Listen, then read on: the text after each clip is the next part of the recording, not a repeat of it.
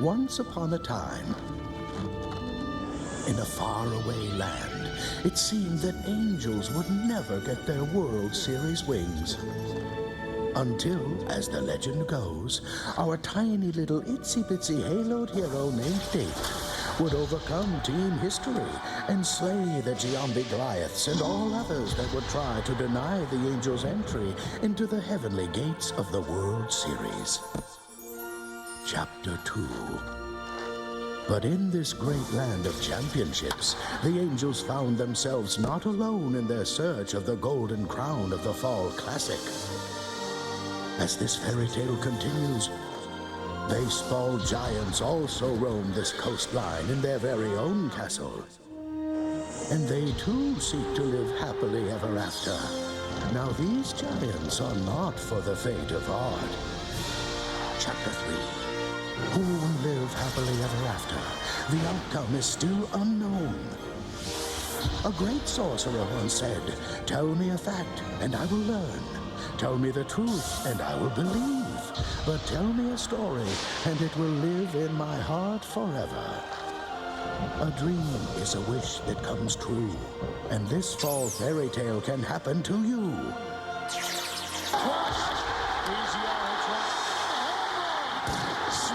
We'll see you tomorrow. We'll see you tomorrow night.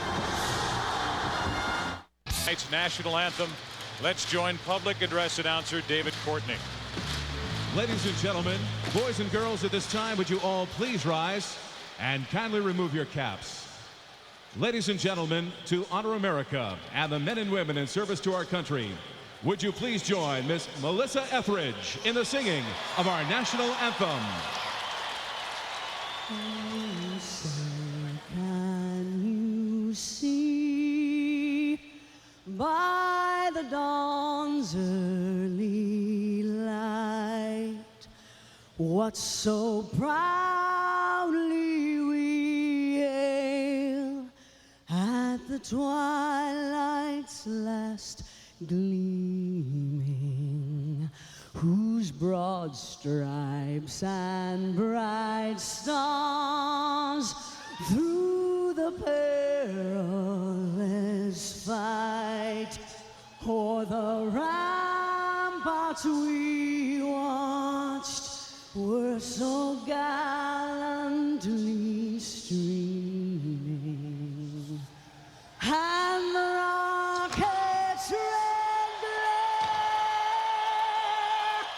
the bombs bursting in air, gave proof through the night that our flag was still there. Oh, say does that star-spangled banner yet wave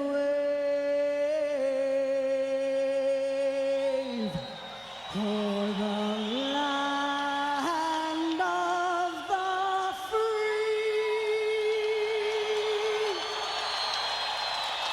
and the home of the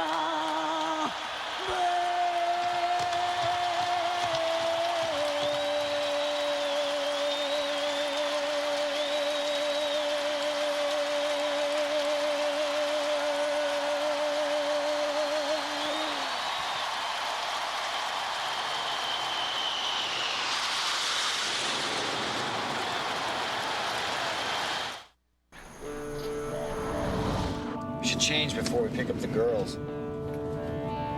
Okay. Chevy Avalanche.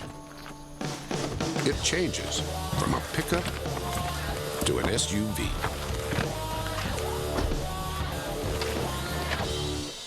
What are you doing?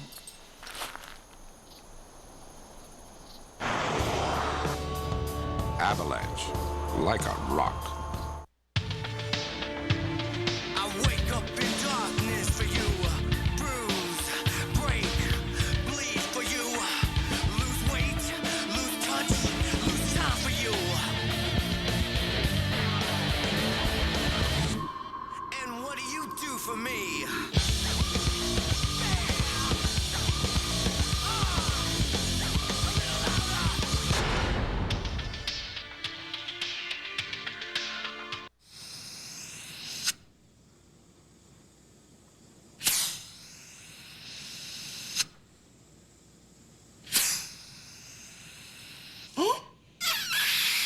Got some time to kill?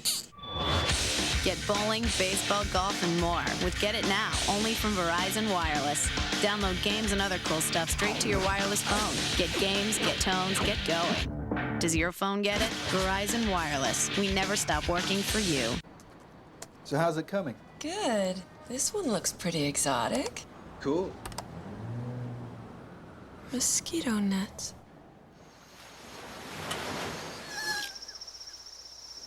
What was that?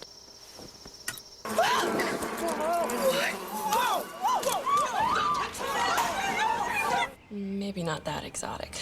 Great. Everything you need to choose the hotel that's right for you. Expedia.com. Fox Monday. We have special laws to deal with superiors acting on special feelings. If you thought your office had politics. How'd your trial go? Client hung himself. Excellent. Join the club. Girls Club, all new at 9/8 Central Fox Monday. It puts fear in the strongest of men. It's every parent's worst nightmare. Driving carpool. Sound like a good deal, right? A deal with the devil. Can Bernie save himself before it's too late? You'll get one courtesy beat. After that, you got 15 seconds.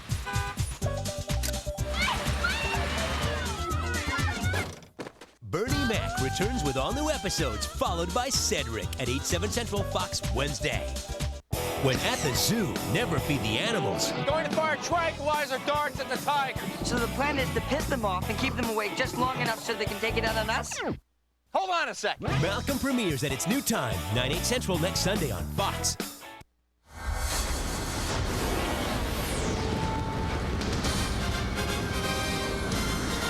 This is the final game of the 2002 World Series. It is Game 7. Edison Field, the San Francisco Giants and the Anaheim Angels.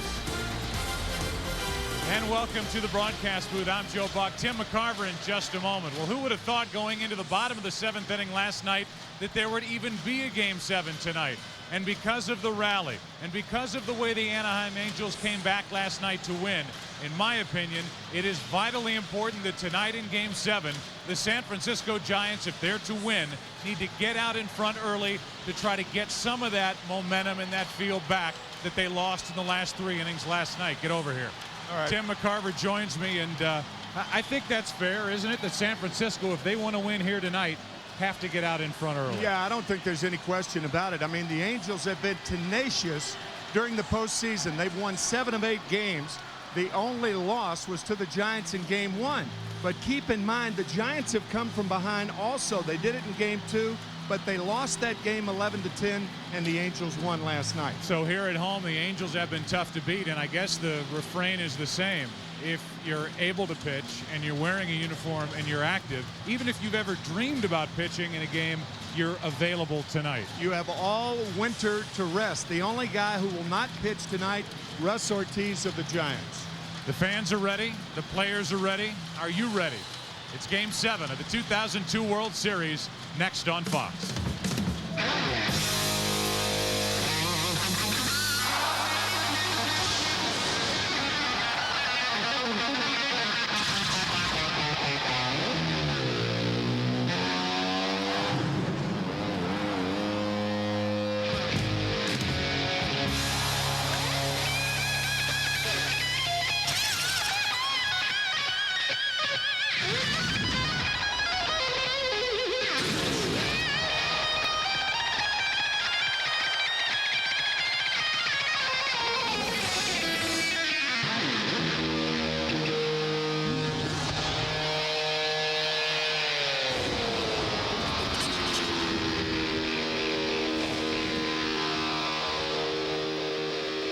The World Series on Fox is brought to you by Energizer. Do you have the bunny inside? Bank One inviting you to get the credit card that's right for you. Gillette Mach 3 Turbo for the closest shave with less irritation even against the grain. And Chevy Trucks, the most dependable, longest lasting trucks on the road. Fireworks, loudness, those sticks. Raring to go in Game 7 of the 2002 World Series. And we look at the lineup put together by Dusty Baker to face the rookie, John Lackey. Kenny Lofton, he has been red hot, leads it off in center field. Same for Rich Aurelio, red hot, batting second. Jeff Kent getting hot here late in the series. Barry Bonds is hitting only .500 in this World Series. Then Santiago, JT Snow, Reggie Sanders really struggling. David Bell, and the wild card, the surprise, Pedro Feliz is the DH batting in the number 9 spot. And here's the rookie, John Lackey. John Lackey 1-0 in the postseason, 9-4 during the regular season. He didn't join the Angels until after the All-Star break. He has remarkable success against left-handed hitters, as you can see, and that's because of that natural cut fastball. He has great extension, a consistent slider. He threw the right-handers of the Giants a lot of sliders in his start last week.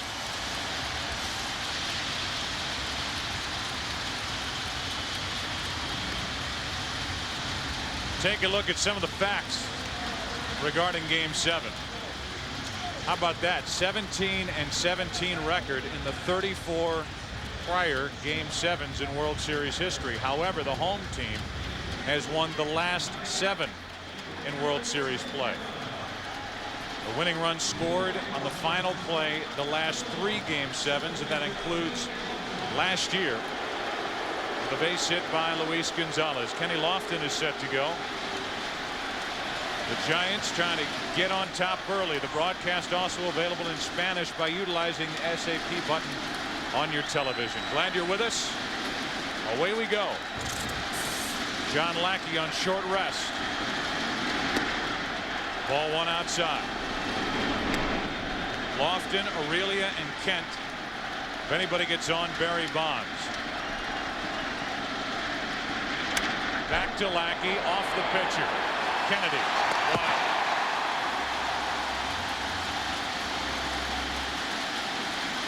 Right out of the chute, a skate save for John Lackey. Had he not made contact with the ball, then it could have been a base hit. However, it made the play for Adam Kennedy a lot easier. Got a bit of the glove on it. Kennedy took care of the rest. 1-4-3-1 out. And here comes Aurelia. The last 3 games, the top 2 hitters in this Giants lineup have combined for a .448 average. Aurelia overall 8 for 28 in this World Series with 2 home runs, 2 of his 6 in the postseason.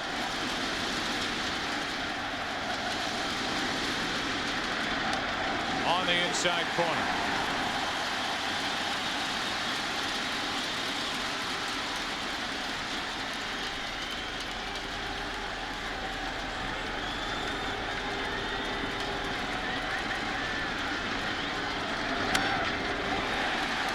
Couple of 93-mile-per-hour fastballs, and it's 0-2 on Aurelia.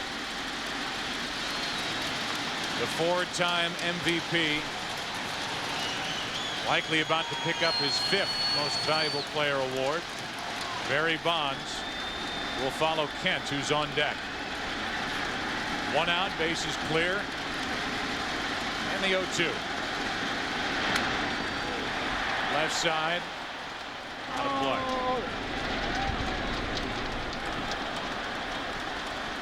Second year in a row, 4th time in the last 15 years that there's a Game 7 in the World Series.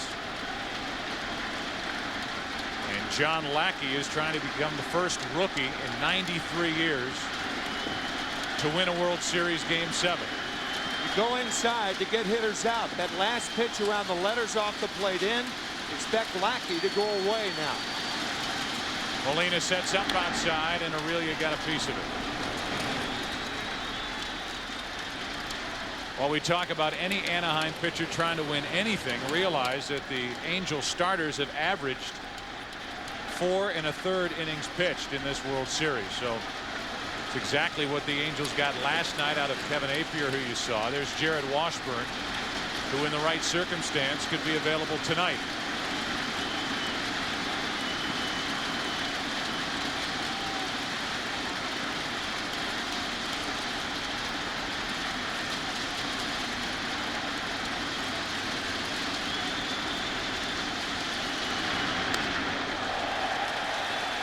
crowd likes ball one to Rich Aurelia.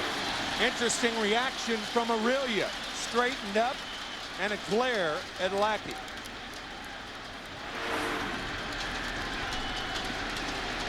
Back away.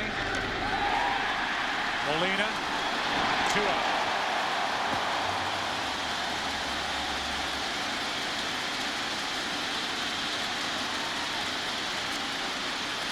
Interesting choice by Lackey. He went inside. Aurelia fouled it off. He went outside with the slider. He came right back inside farther, and then he got Aurelia on the slider. Working both sides of the plate very effectively early. And now with 2 out, nobody on, Jeff Kent stands in.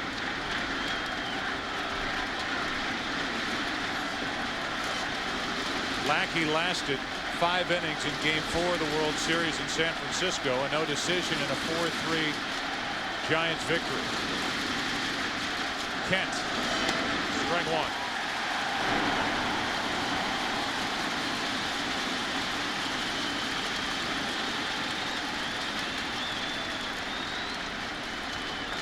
The 24-year-old from Abilene, Texas.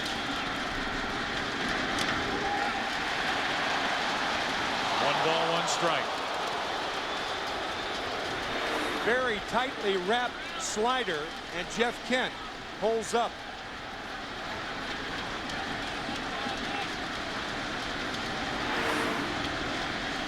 According to Angel Hernandez, the first base umpire. 1 ball, 1 strike. 2 out, nobody on. Top of the first, Game 7. 2-1.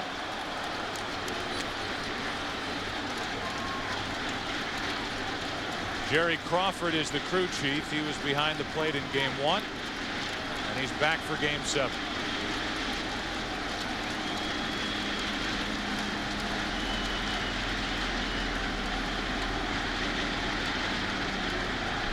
John Lackey trying to downplay the importance of tonight's game. Said in a press conference yesterday, "Oh, I pitched in a lot of big games." Nothing like this. Here's a 2-1 pitch to Kent. 2-2.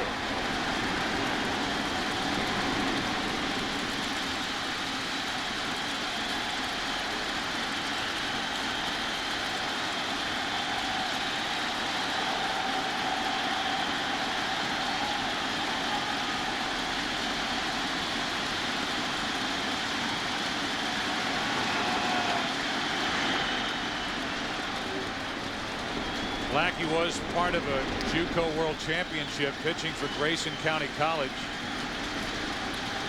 Went 10-3 during that championship season. Grayson County, the home of Gene Autry. How about that? The former beloved owner of these Angels. 3-2 pitch. Driven into right field. Back is Salmon at the wall.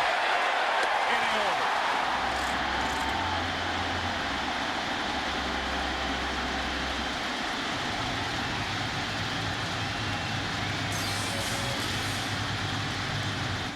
Now it's Livan Hernandez and his turn in the bottom of the first. No score. Hernandez, a former World Series MVP in '97 with Florida.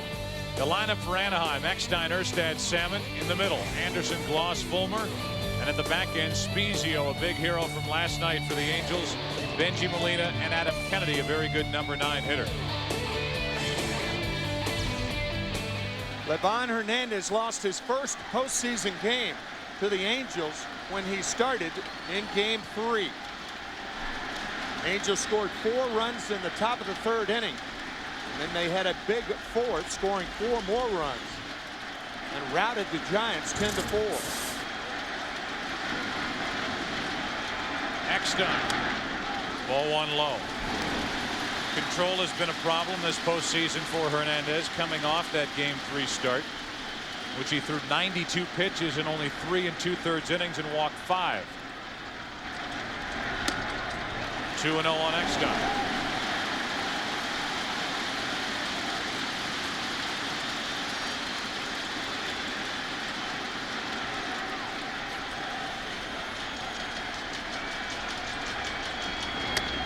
2-1.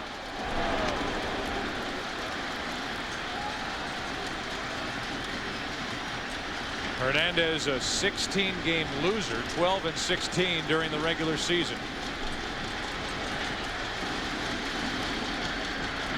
3-1.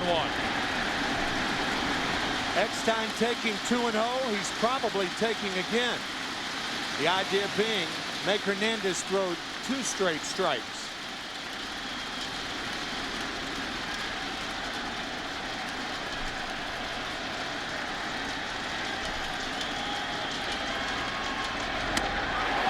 A leadoff walk. And speaking of walks, Bud Black, the pitching coach for the Angels, was peeking at Barry Bonds in the on-deck circle in the top of this first. Come on. Look at Barry.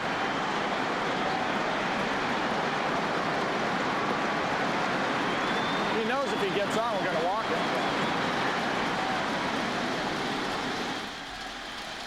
That's the pose that Barry struck in the on-deck circle, and that's his eyes following the fly ball off the bat of Jeff Kent, which ended the inning. Now a leadoff walk puts Eckstein aboard and brings Darren Erstad to the plate.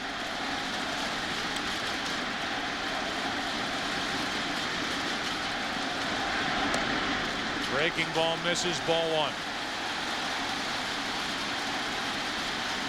1. Erstad was 1 for his last 12 before that leadoff 8th inning home run, which brought the Angels to within 1. In that 4-run third in game 3, the way the Angels started, a walk to Eckstein.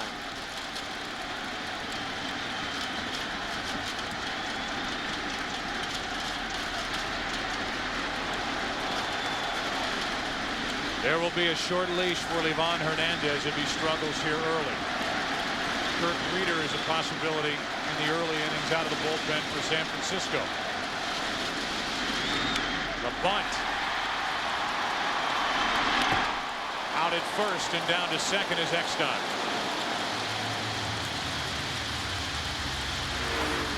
Mike Scioscia playing for an early lead.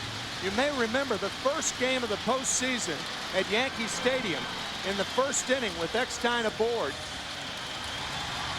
Erstad bunted.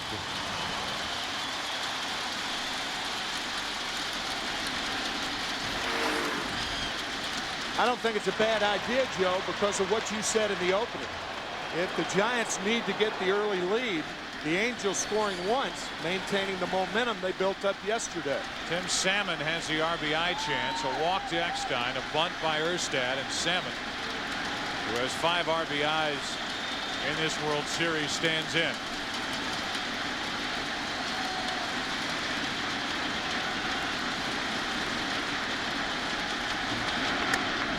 Under his hands, ball 1.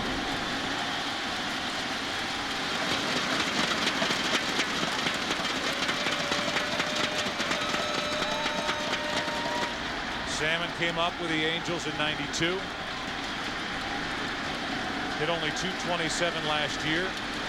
Rebounded for a .286 average, 88 RBIs this year for Mike Scioscia.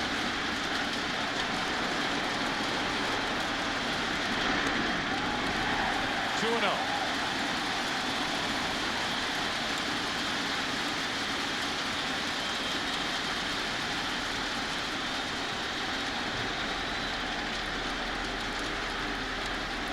The top home run hitter in franchise history at the plate for the Angels.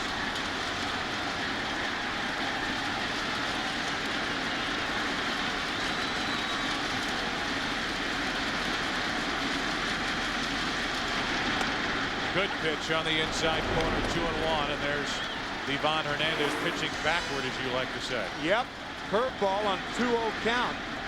He is not conventional in any way. You're looking for a fastball, change your thinking if you're a hitter. Look for the breaking ball.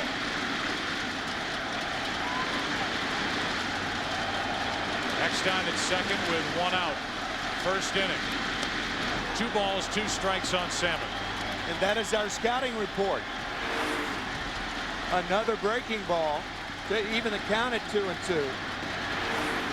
Curveballs on fastball counts. A remarkable athlete. Very graceful presence on the mound. And as Joe said, 16 losses, but he is a winner in postseason.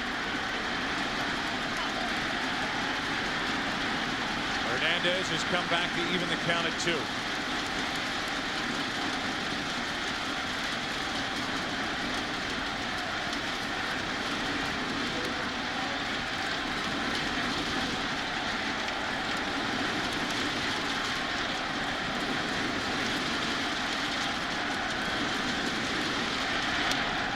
Far outside, full count with Garrett Anderson on deck.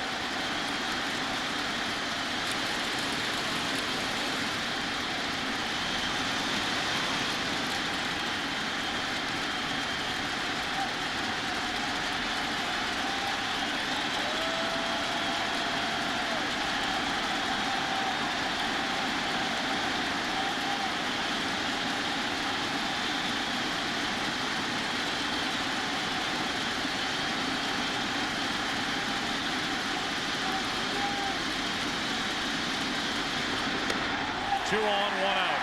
2 walks in the inning from Hernandez.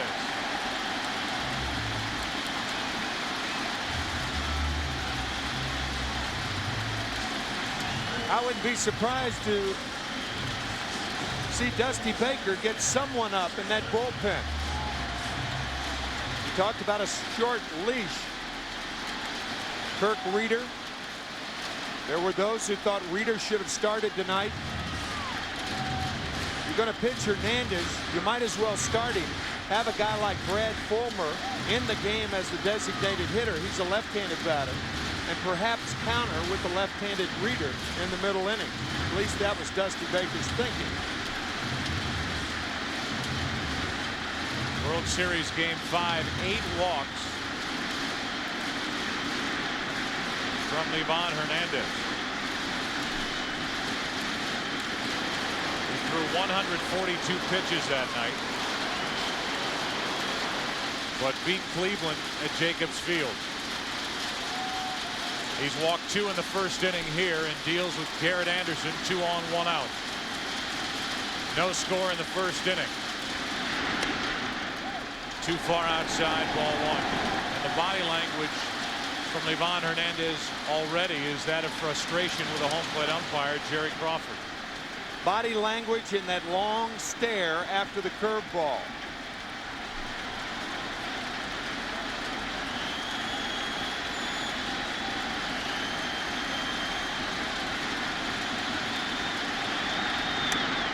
On the outside corner, 1 ball, 1 strike.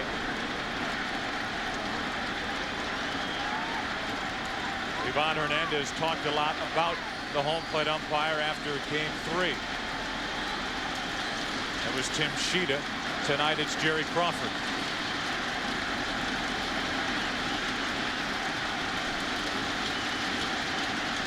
A 1-1 pitch to Garrett Anderson. Into center field. Lofton coming on. Makes the catch. Eckstein doubled off to end the inning. The double play 8-4 with Kent taking the throw. And David Eckstein charged up in the first inning. Runs the Angels out of the first. 2 walks. Hernandez gets around him. Thanks in large part to this mistake by Eckstein. After 1 in Game 7, Giants and Angels, no score. Second for the Giants, and Lackey deals. Ball 1 down and in. Bonds up to start the inning. And the Angels at least giving the appearance that they will pitch to Bonds with no score. And they do, and a line drive to the shortstop. Eckstein playing where a second baseman normally would. 1 out. Can't hit it any harder than this. A low tracer, and Eckstein is where the second baseman normally would be. Adam Kennedy, the second baseman, in short right.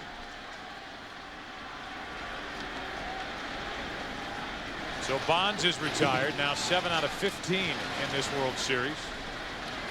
By the way, 4 of the 7 hits have left the park. Here's Benito Santiago. It was only 4 out of 23 against the Angels. Up and after a pitch, strike one. When talking to Mike Scioscia before the game, he indicated he would be more willing to allow Lackey to work through trouble than he was going into last night's game with Kevin Appier on the mound. Mike, because of his past as a catcher, talking about the rhythm between a pitcher and a catcher and how important it is. He is so right. An 0-1 to Santiago. Strike two. The difference being that the rhythm and the cadence has to come earlier in this game than any other game in the season.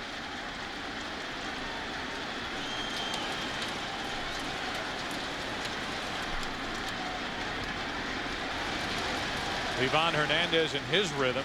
It was off in the bottom of the first.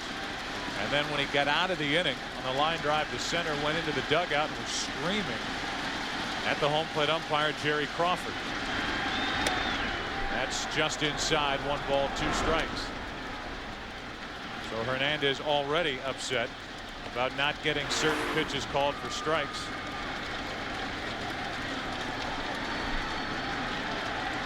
In fairness to Jerry Crawford, I didn't see a disputable pitch thrown by Hernandez. Here's a 1-2 pitch. Santiago up the middle, under the glove of Eckstein, and a 1-out hit. First base runner of the night for the Giants.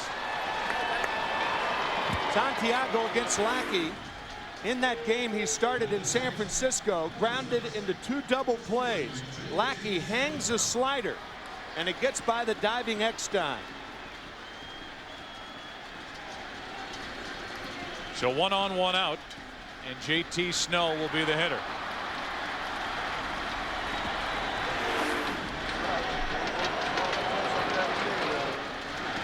Snow 8 hits and 23 trips in this World Series, 1 home run. That came way back in game 1. Fastball for a strike.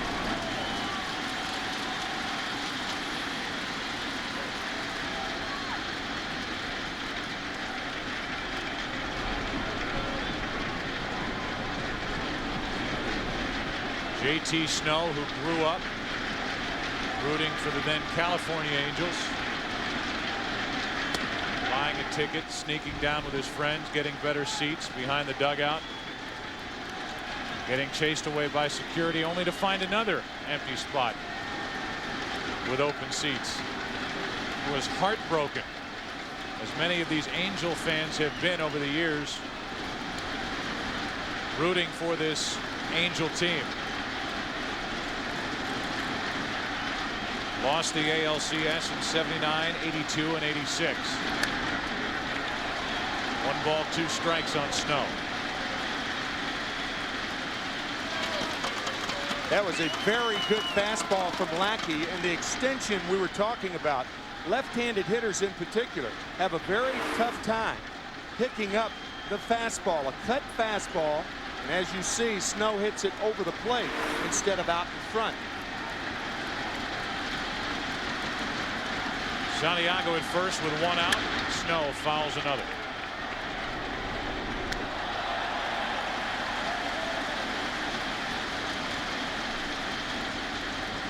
Playing Snow to hit it the other way as Erstad is shaded over toward left center. 2 of the biggest hits that JT has had in this postseason have gone to left center. 1 off the wall in the NLCS and 1 over the wall in game 1 of this World Series. 2 balls, 2 strikes. And his home run, and the Giants win 4-3. The only game the Angels have lost in the postseason here in Anaheim. 7-1 in this ballpark against the Yankees, the Twins, and the Giants. The 2-2 pitch, full count. After Snow, it's Reggie Sanders.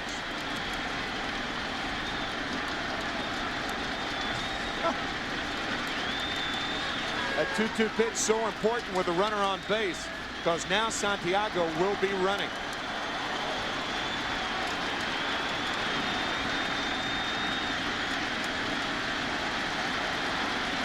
He's going, 3-2 pitch, and we'll do it again.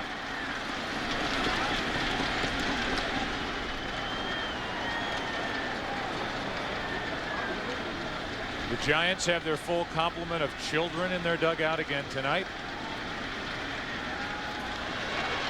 And the Angels have a packed stadium that makes more noise than any that we've visited in any October over the past few years.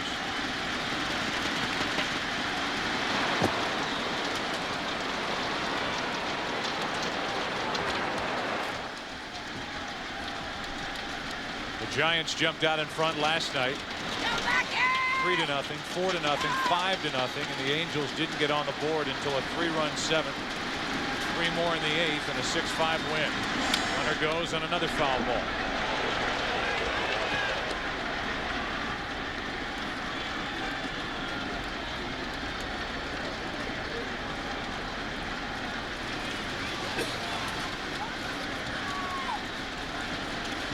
Very important as Santiago picking up the signs from third base coach Sonny Jackson. When you take 2.5, 3 steps, you look toward the hitter and find the ball. You're not running to steal the base, but depending on the hitter to put the ball in play, preferably on the ground. Runner goes, 3-2 pitch and a shot into right center field. That ball will be cut off by Erstad. Santiago will hold it third. And it's first and third, 1 out as the Giants threaten here in the second. JT Snow, not a fast runner, could have gone to second. Nobody was on the bag. Eckstein served as the cutoff man. Kennedy was the first cutoff man. And then Spezio was third. Nobody was on the bag. Snow took a wide turn. There's Kennedy, there's Eckstein, and there's Spezio. Nobody was on the second base bag. Watch Snow's decision here. He rounds the bag widely. If you go to second, nobody's there. Split the seam, just like a running back.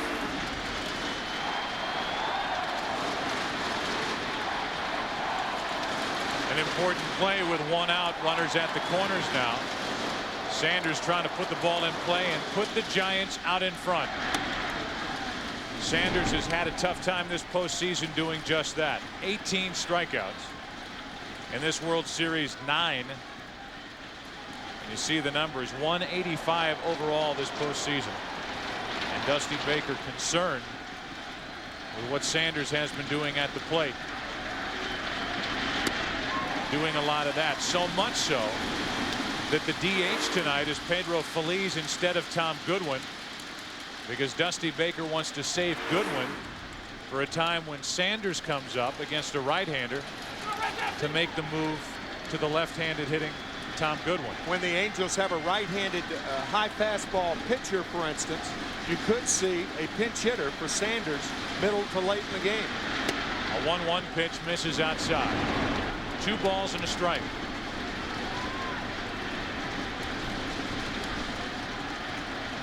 Reggie Sanders playing in this game 7.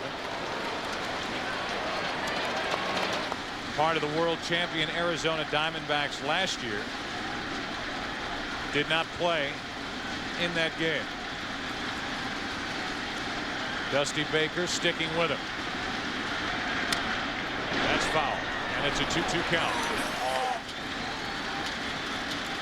And Lackey and the Angels are thinking strikeout with Sanders. With a 2-2 count. If you're thinking strikeout, then you go above the hands. The 2 strikes on sliders. The Angels have done a very good job once again throwing Reggie Sanders letter high fastballs when they need to strike out.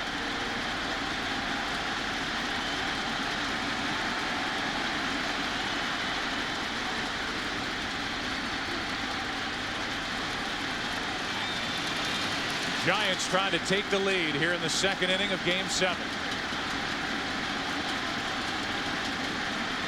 And now Molina will go out and talk to the 24-year-old Lackey. Yeah, Molina's been behind the plate every game. Lackey may want to throw him a slider.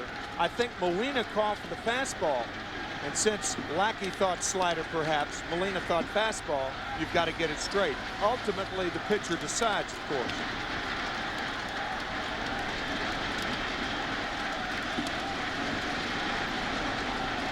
Dusty Baker has been shocked at Sanders' inability to hit the fastball.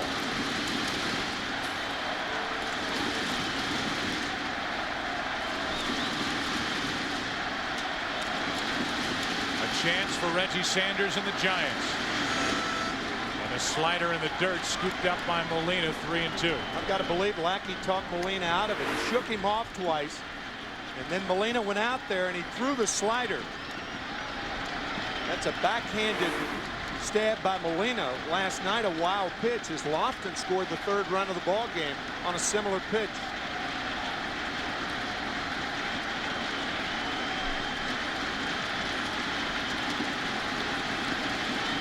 I don't think you can send Snow right here because Sanders strikes out too much.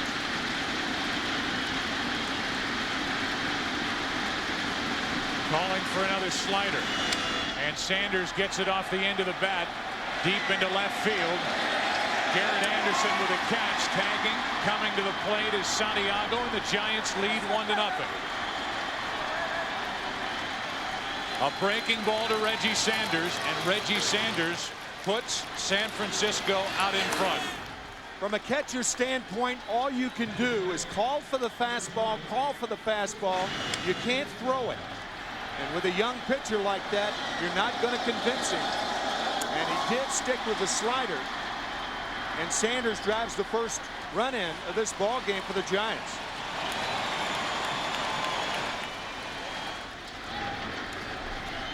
So Sanders does his job. The 1-out hit by Santiago was running.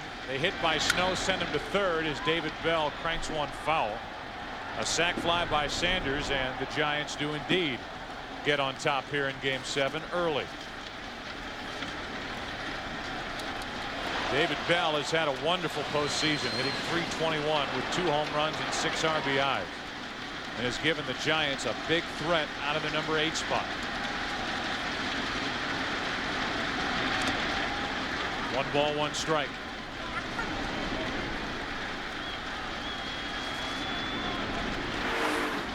Another slider.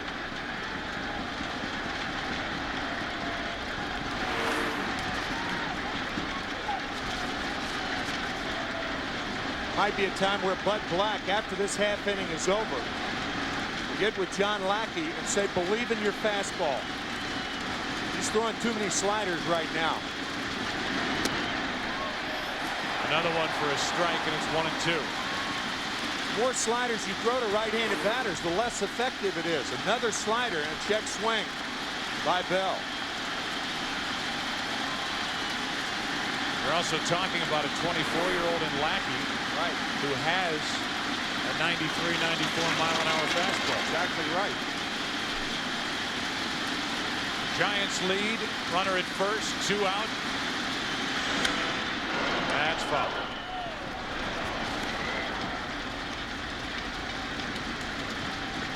What's on the line here tonight for Anaheim? Their first World Championship in franchise history.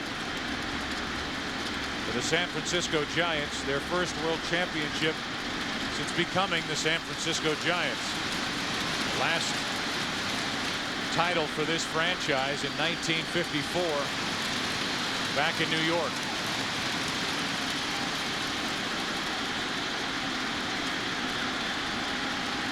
A ball and 2 strikes on Bell with 2 out.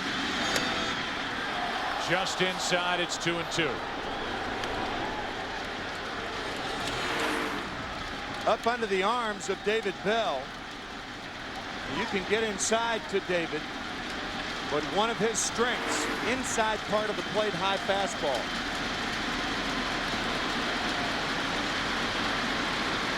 See if Lackey goes back to the slider on 2-2. He does, and the inning is over. Second strikeout for Lackey. First run of the night in Game 7. It belongs to the Giants here in Anaheim. Driven in by Reggie Sanders. Angels coming to bat, down by 1. Hello? Hey, man. What you doing? Watching a Kung Fu marathon? Cool. Turn it up. Now get the most minutes to use whenever. Introducing T-Mobile. Get more.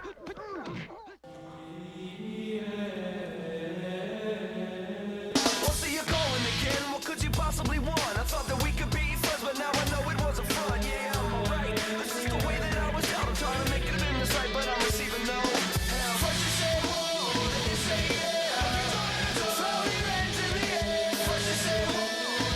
Pepsi Blue, a fusion of berries with a splash of cola.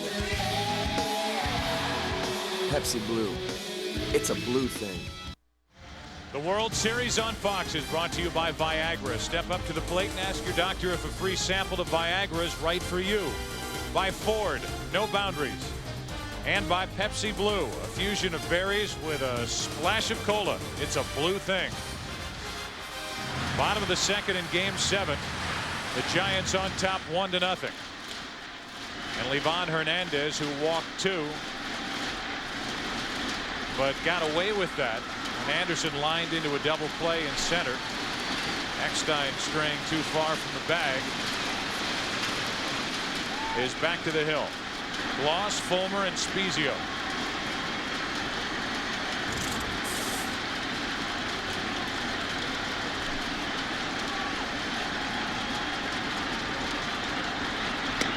Tailing fastball for strike 1. Lost last night. The game-winning double came in the 8th inning. It scored 2 and put the Angels on top for good. On the inside corner, it's 0-2. And Gloss spins out of there. Troy thinking it was inside, but Hernandez gets the call and Gloss in the hole.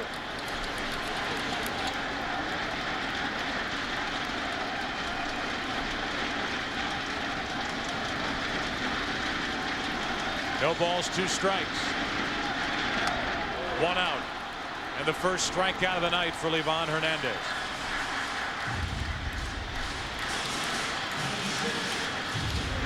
Control for a pitcher is being able to throw balls off the plate when you want to also. The count, no balls and 2 strikes. Pitching Gloss perfectly. Between innings, Dusty Baker came out and had a mild-mannered discussion with the home plate umpire Jerry Crawford. Not flailing his arms, not doing anything but standing and talking with Crawford. And you wonder if the strike zone and/or Livan Hernandez's reaction to the strike zone in the first inning was the topic of conversation as Fulmer takes ball 1. Or maybe because it's Game 7 of the World Series, Hernandez understandably overreacting perhaps. Maybe that was a jest of Dusty's conversation. A 1-0 pitch to Fulmer with 1 out in the second. Breaking ball low. It's 2-0.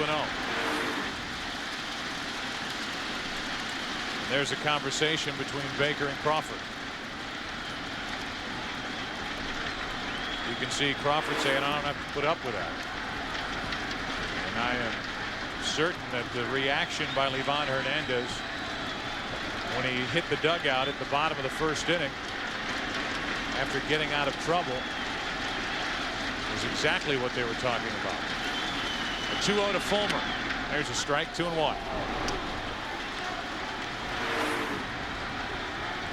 Breaking ball on a 2-0 count.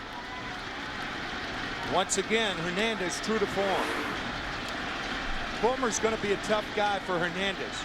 He handles the breaking ball well, and you've got to pitch inside to be effective against him. Hernandez doesn't throw that hard. Fulmer into left center field. Kenny Lofton to his right on the run. Nice catch, 2 out.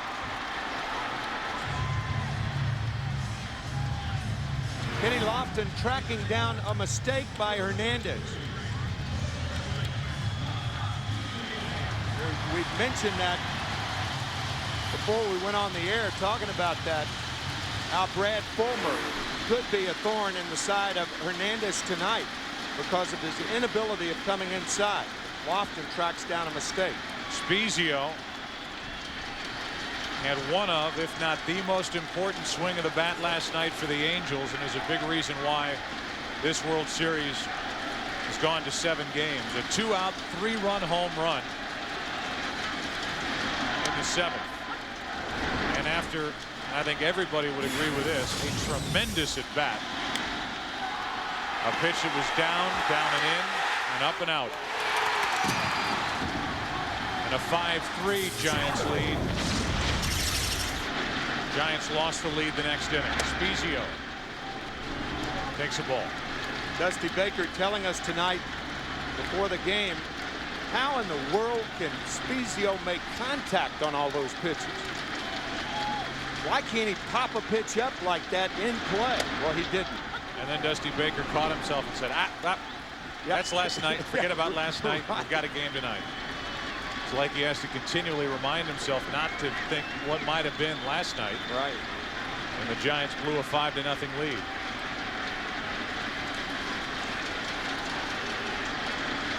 One ball, 2 strikes on Spezio with 2 out. Too far outside, 2-2.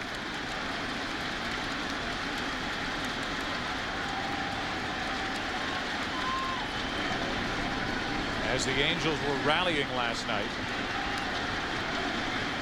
television cables, radio cables, protective covers for the lockers were coming down in the Giants clubhouse that had been put up in anticipation of a World Series victory celebration. Willie Mays was seen walking around with a champagne bottle down there. And all that came to a screeching halt in the bottom of the 8th. And now a 3-2 pitch to Spezio. A breaking ball misses for the 3rd walk of the night from Livan Hernandez.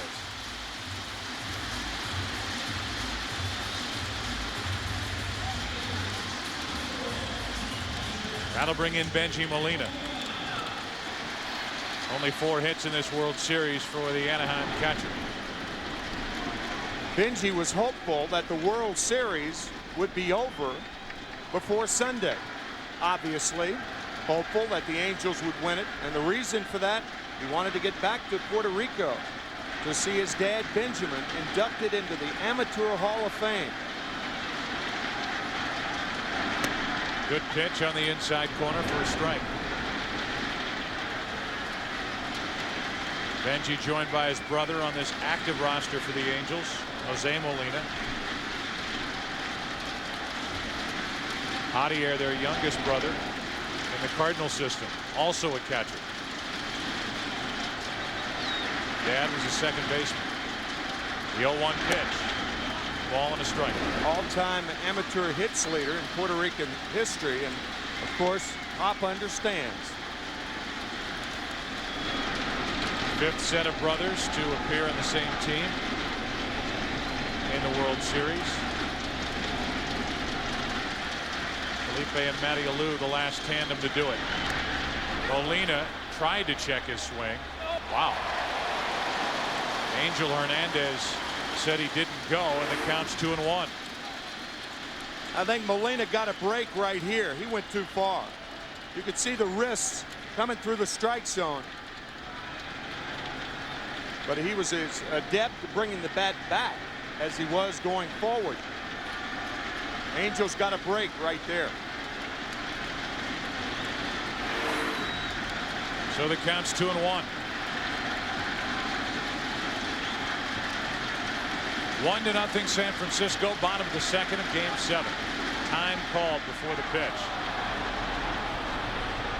And Santiago is the one that asked for time. That bails Jerry Crawford out of trouble with a pitcher, Livan Hernandez, who was glaring in at Crawford again. And normally a hitter would be the one to ask for time, but it was Santiago up with the right hand. And Hernandez had already gone through his motion. Pitchers can get hurt that way. There's so much force behind the pitch. But when you stop suddenly, pull a side muscle, shoulder muscle, elbow.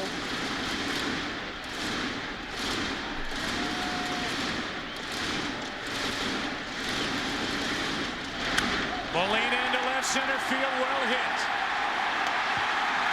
Off the wall. Spezio coming home. Game 7 is tied.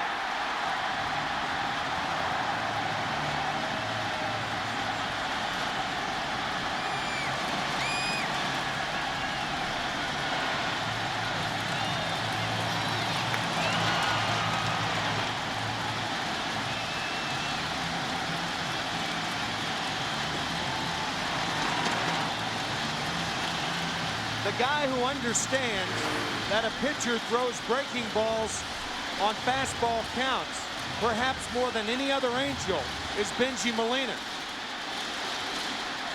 He gets a breaking ball, and the ball hit the top of the fence. A break for the Angels. That ball came very nearly bouncing out of the ballpark. If that had happened, of course, Spezio had to stop at third.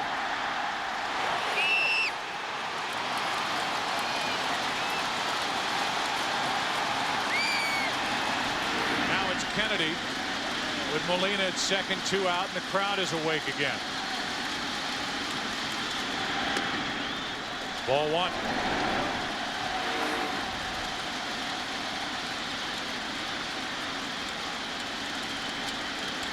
Less than a foot of bouncing out of play for a ground rule double, which would have held Spezio at third. Now it's a tie game. Runner at second, 2 out, and a 1-0 pitch. Kennedy pops it up into center for Lofton. And that'll do it for the first 2 innings. Each side gets a run. Everything is all even as we go to the third. And John Lackey heads back to the hill. Start in this postseason as he digs his way in, dealing with John Lackey. Feliz is likely the third baseman of the future for the Giants. Had a big power year in 2000, hit 33 home runs, knocked in 105. And he is in there because Dusty Baker likes his chances against the style of pitching of John Lackey. He thinks he can take him out to center or right center. And that's why he got the nod tonight. To the third baseman, Glass has a great arm.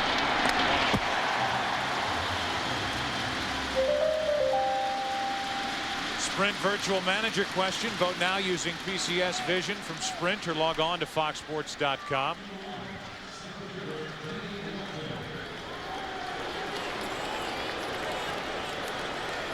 A momentum question. The Giants took some of it back with a run in the top of the second, and the Angels came right back with a 2-out RBI double by Benji Molina.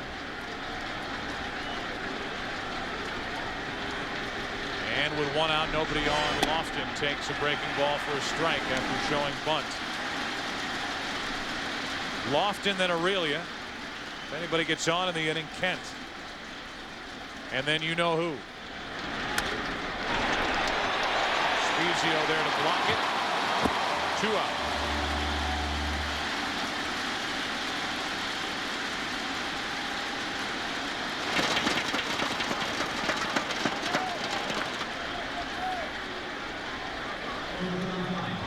That'll bring in Rich Aurelia. Dave Righetti on the phone for only one reason, talking about the bottom of the third inning. Obviously, game 7, it's an inning-to-inning decision on pitchers. And the bottom of the third inning might be a time that if Livan Hernandez is in any trouble, you could see one of 4 left-handers the Giants can feature tonight in their bullpen get busy. Mike Scioscia able to stagger his lineup. Right, left. But it'll be Eckstein, then Erstad, the lefty. Salmon, then Anderson, the lefty. As we watch Aurelia take ball 1. Right off the end of the bat and hitting Molina between the legs. The last 2 nights, Santiago and Molina have just taken a beating physically. It did hit the bat. It is strike 1 with 2 out, nobody on, and our Sprint virtual manager. Which team has the momentum right now? The vote is with the Angels.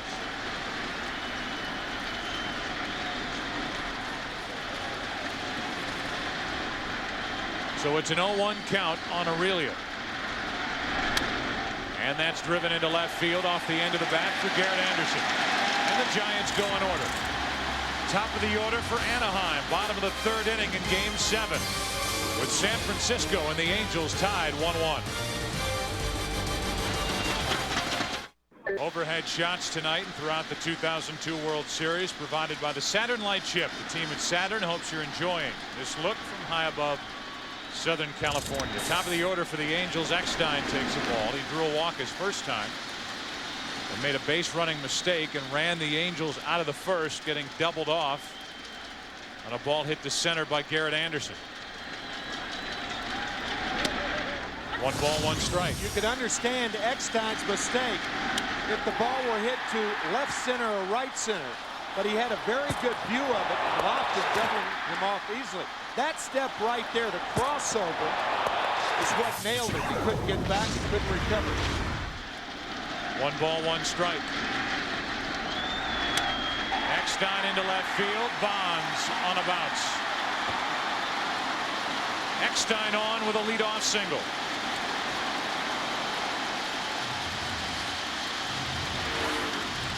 Barry Bonds has got to be thinking everything in this outfield bounces back to my left.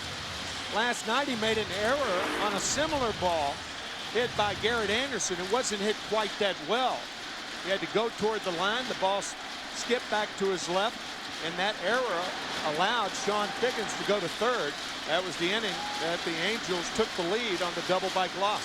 It also allowed the go-ahead run Anderson to get into scoring position, and then Gloss delivered. Leadoff man is on for the second time tonight for the Angels. Now it's Erstad.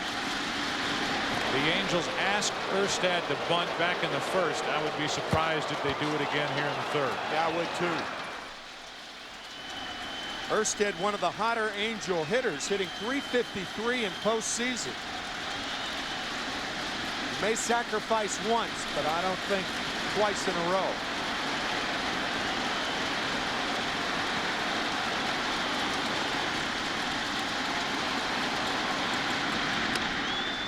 Too far outside, ball 1.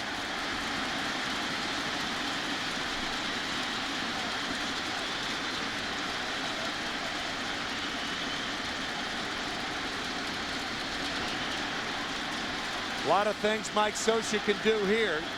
Straight steal, hit and run. The count in Erstad's favor. Hernandez not a hard thrower. Easy to make contact.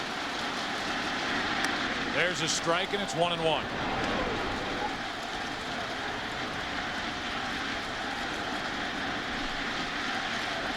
The two managers in this series, Dusty Baker, Mike Scioscia, teammates, and the world champion 81 Dodgers.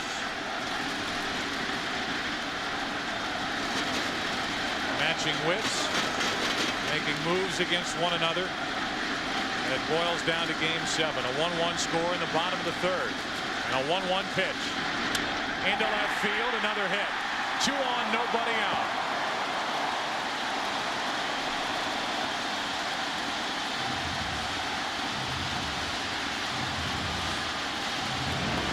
Dusty Baker does not have the luxury of keeping anybody else seated in the Giant bullpen. Fine hitting by Erstad. Look how far that ball is outside. 8 inches. Smoke to left.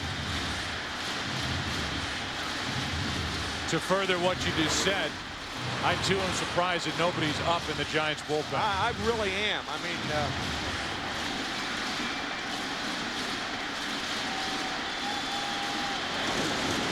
if it's going to be a guy like Reeder, he's going to need extra time because he's a starter and not used to getting ready in a hurry.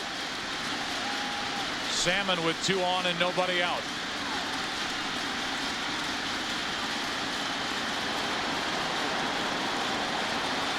Good speed on for Anaheim. Eckstein and Erstad. Ball 1. Salmon walked his first time. Even if it's not Reeder, there are 3 left-handers in the bullpen who are used to coming in mid-inning, getting ready in a hurry. In Air, Fultz, and Zerbe. Sure. Everyone available to the Giants tonight, but nobody loosening.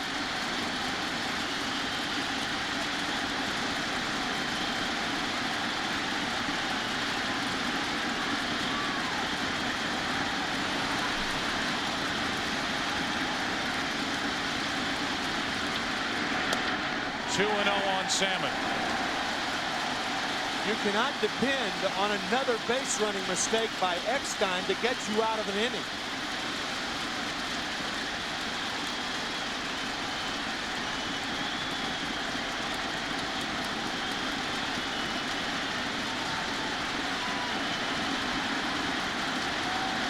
Salmon looking for a pitch to hammer on 2-0. 2-1.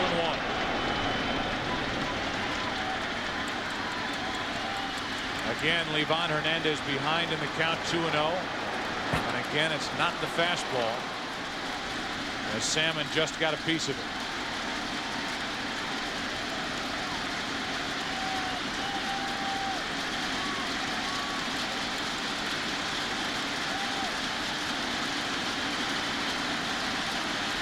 Eckstein picking up Ron Renicky, the third base coach, and looking at him for a long time. Often when that happens, the unusual hit and run with runners on at first and second. Salmon, a good low ball hitter, and in a position here where he's got to make contact. Good hitting count for Salmon. Good pitch from Livan Hernandez, kept it down and away, and it's 2-2. Boy, that was nasty. Best breaking ball that Hernandez has thrown in this game.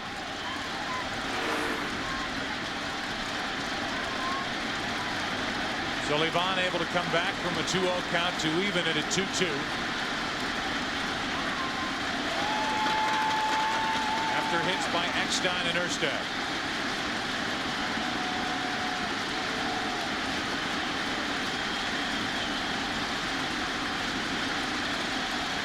Runners are going, and Salmon hit by the pitch to load him up.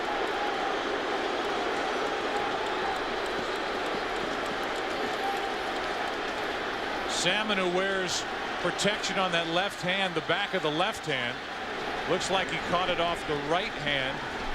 The fingers on the right hand to load the bases here in the third inning. Those balls press the fingers against the bat. That's the danger. It looked like the middle finger and the index finger. There have been many serious injuries of major leaguers over the years as a result of pitches like that. That's his throwing hand also. So if it does need x-ray, then Mike Scioscia will determine whether he has to make a move from a defensive standpoint. This one hurt.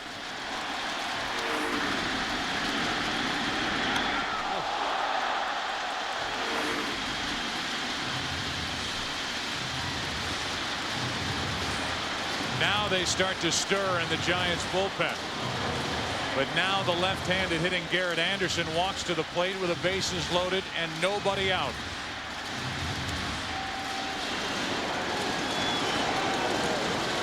Witasic and Zerbe.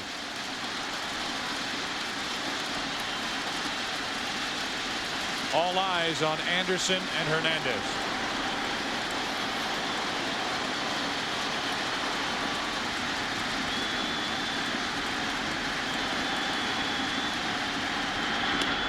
Good tailing pitch for strike one.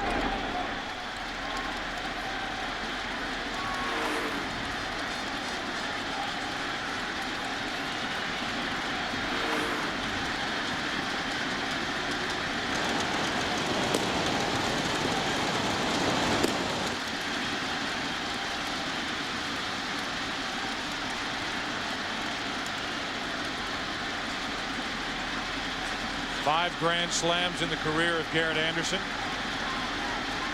He's 8 for 29 in this World Series. No home runs and 3 RBIs.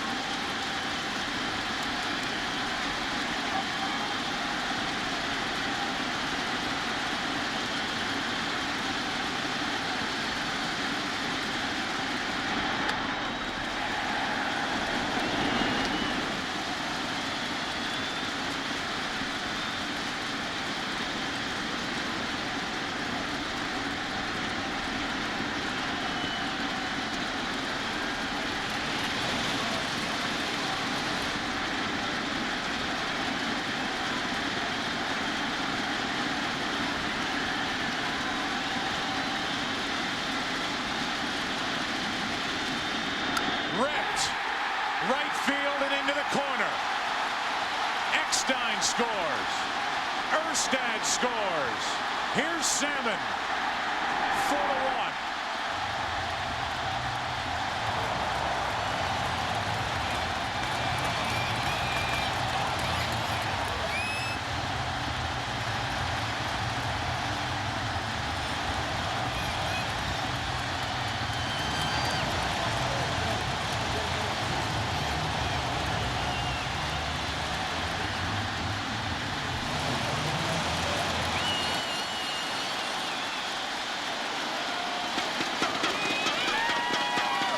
Santiago being sent out to the mound to talk to Livan Hernandez.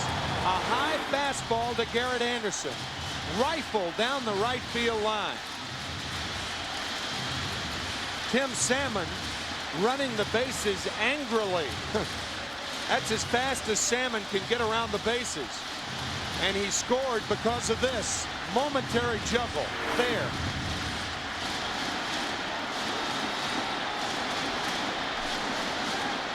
Hey, interference could have been called there. It looked like Reggie Sanders ran into a thunder stick. Looked like a fan had dropped that thunder stick over the right field fence perhaps and interfered with Reggie Sanders. We'll take another look at it. No, but pounding him on the back, he had dropped the ball. It did not appear that that was the reason he missed it. An intentional pass being handed to Gloss. He shouts out encouragement to Brad Fulmer. And as Fulmer took 2 steps toward home plate, Dusty Baker makes his way out of the dugout. And this will surprise Livan Hernandez that he is likely coming out of this game. He is. The first 5 reach here in the 3rd inning. Zerbe will enter.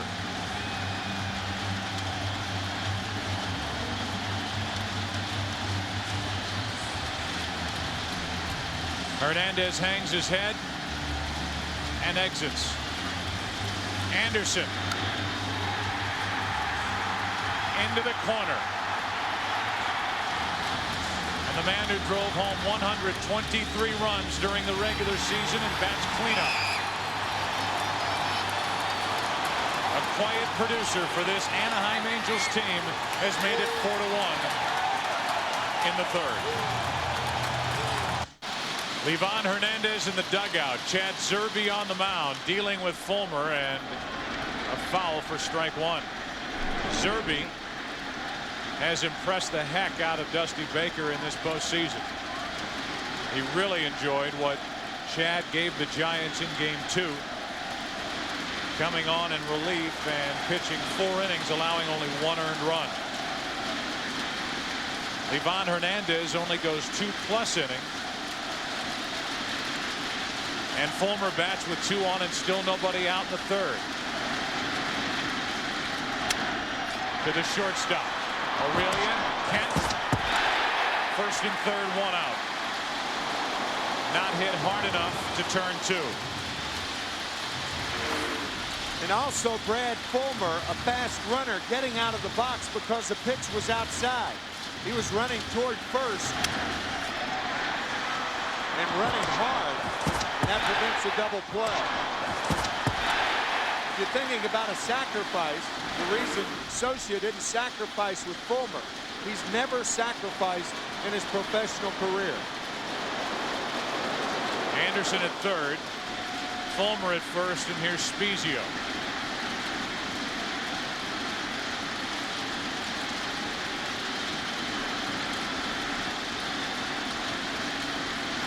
Spezio teed off on left-handed pitching during the regular season.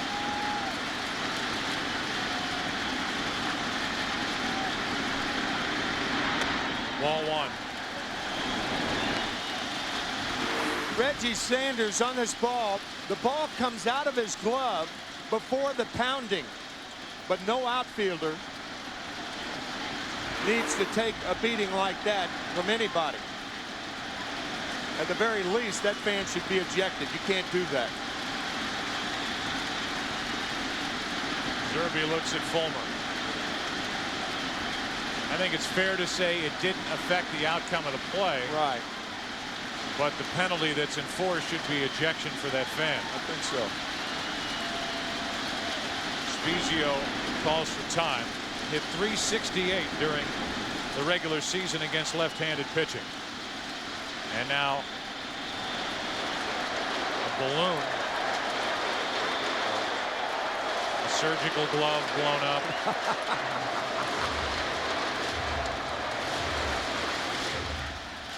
And just to pass it along, security is removing that fan out in the right field seats.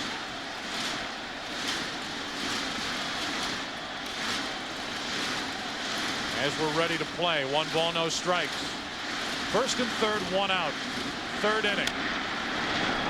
That's a fair ball. Play at the plate. Good play by Bell, and out is Garrett Anderson for the second out of the inning, and David Bell turns in a terrific play, and it was really the only play that Bell had. You have to adjust your thinking if you're an infielder. Number one, complete the play. You're looking for the ground ball for the double play, but when a ball's not hit hard enough, look at the play that Bell had to make. He had the runner. He had to throw quickly to Santiago so the runner didn't get in the way. A terrific play by David Bell. That is a very difficult play to make. How do you ever practice a play like that? You can't. So Anderson out at the plate. And now it's first and second. 2 out is Zerbe. Is 1 out away from shutting down the Angels, and he deals with the number 8 hitter, Benji Molina. First 5 reached in this inning, including the intentional pass to Gloss. Zerbe relieved, got the force out at second. The fielder's choice at the plate. And it's a 1-0 count on Benji Molina, who has an RBI double tonight.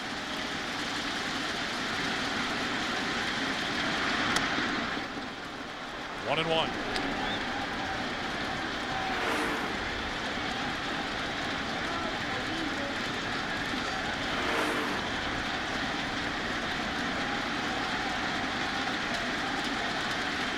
Zerbe, who at one time pitched in the Independent League, getting the first chance out of the bullpen tonight in Game 7. And doing a tremendous job. Kent takes care of Molina, and Chad Zerbe has kept the San Francisco Giants in this one. What good work by the left-hander. We've played 3 in Game 7. In the third inning, back-to-back hits by Eckstein and Erstad. Salmon hit to load him up, and Garrett Anderson, his first extra base hit of this World Series, made it 4-1. Coming up for the Giants to do something about this 3-run hole. Kent, Bonds, and Santiago. Kent flied out to the wall and right his first time up.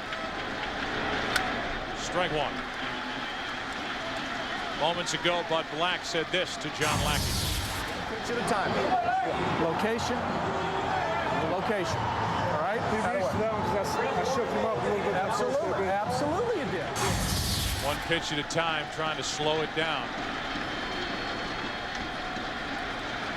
Not get too anxious with his 3-run lead. Breaking ball in for strike 2. That location is 17 inches of real estate.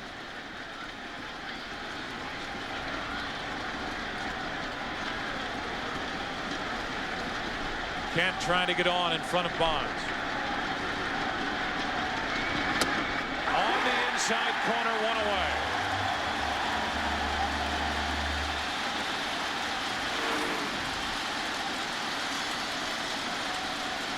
Tailing fastball could get Kent.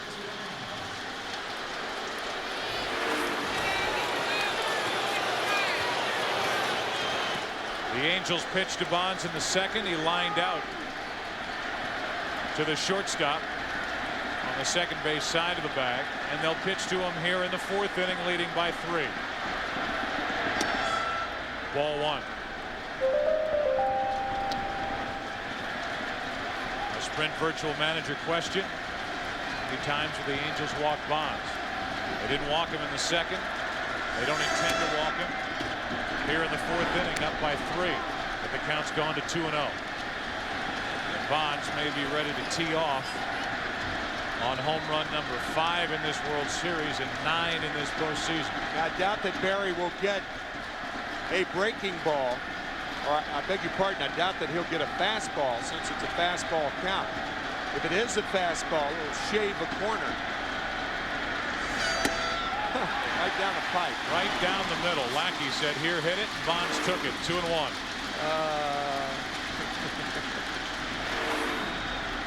Crack analysis, huh? To the left side, diving stop by Gloss. Can't make the play at first. That was the third baseman, the former shortstop at UCLA, making a diving stop to his right to keep the ball on the infield, but it's a one-out infield single. Look where Gloss is playing. The Angels come as close to having 4 infielders on the right side as you'll find, but he had too far to go. Bonds, with a pulled hamstring for about 2 months of the season, is running well now. No way to get Barry. An infield hit for Bonds. Sounds strange, does it not?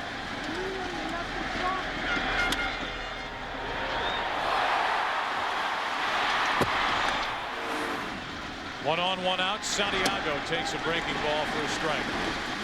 Realized Bonds came up in his first 4 years in the big leagues.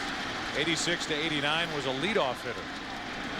Hit .256, was considered an underachiever. And then in 1990, Jim Leland moved him to 5th behind Bobby Bonilla. And he had career highs to that point, 33 home runs and 52 stolen bases. Santiago with a base hit to center field. Back-to-back singles by Bonds and Santiago. And the tying run will come to the plate in the person of JT Snow here in the 4th. Molina setting up inside. He got it inside. And Santiago gets inside of it.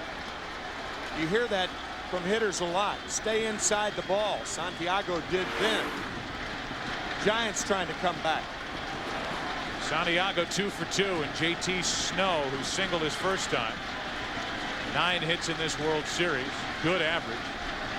Bats with 2 on, 1 out. 2 postseason home runs, 6 during the regular season. Ball 1.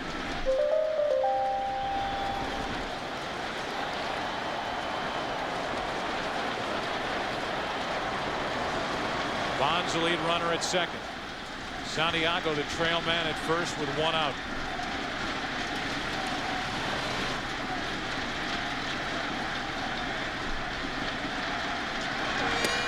Snow takes a strike. Lackey pitching on short rest. The velocity down a bit since the first 2 innings as he works in the 4th. And we'll see how much more trouble has to present itself for the Angels to get action going in their bullpen. Reeder is getting ready for the Giants as Snow hits one to center. 2 out.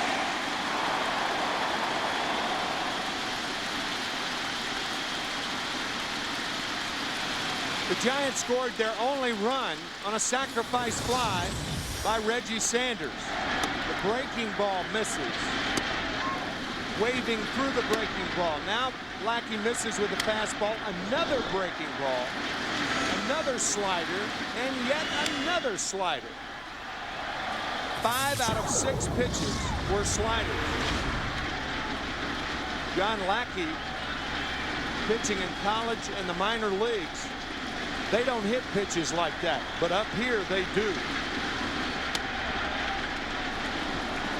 Another one that misses for ball 1, and this flies right in the face of any scouting report that's been put together on Reggie Sanders, not just this year, but the last 5 or 6 years. Forever, since he came up with the Reds. Low fastball hitter.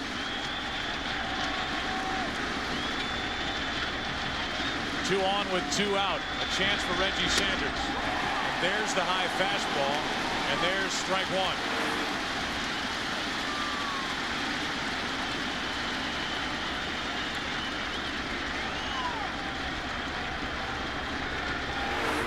A chance for the Giants to get some or all of those runs right back. Back-to-back singles by Bonds and Santiago. They're on with 2 out. 4-1 Angels, top of the 4th. Another high fastball, strike 2.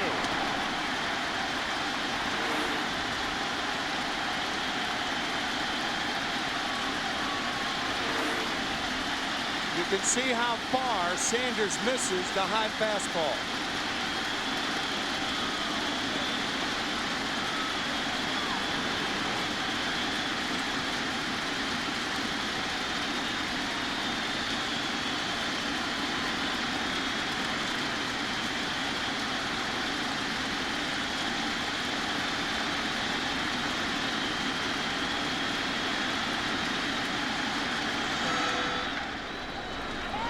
Show me slider to even the count at 2-2.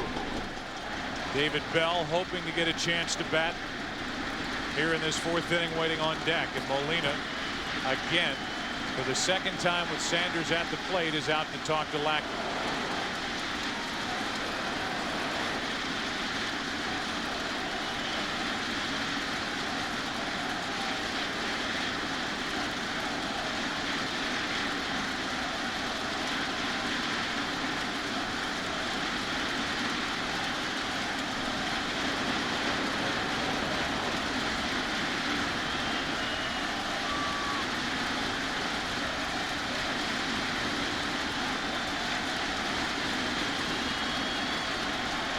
Time called at the plate. Does that mean he can't get Reggie Sanders out with a slider? No, it doesn't mean that, but you're dealing with probabilities.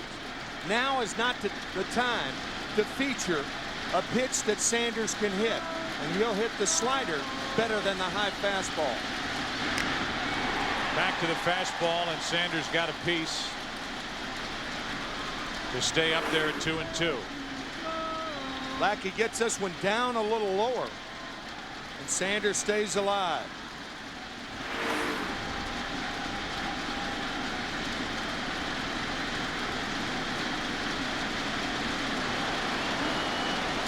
Lackey able to crank up the fastball back into the low 90s during this at bat by Sanders.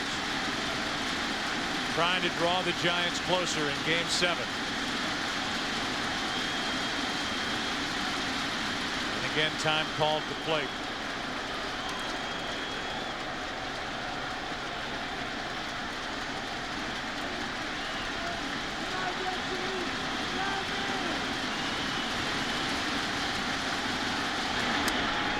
Popped up to the right side. Salmon inning over. 2 hits in the inning, 2 left. The Giants have left 3. Bottom of the fourth inning, Game 7, and the Angels lead by 3.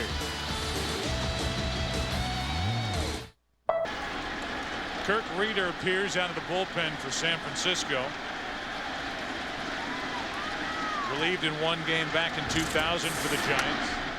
And here in Game 7, he deals a strike to Adam Kennedy, and we're underway in the bottom of the fourth inning with Anaheim up 4-1. Kennedy, Eckstein, and Erstad against Reeder. Off the hands, 0-2. Chad Zerbe came in the game, and as you can see right there on, it looks like his left thumb, there is a blister right above the railing. And you can see the blood from the blister. So Zerbe is out of there. He may have been taken out anyway with Reeder, a more established starter. What a job by Zerbe. 1 perfect inning. He came into the game with 2 on and nobody out and got out of further trouble. That's ball 1 to Kennedy. Adam fly to center his first time up.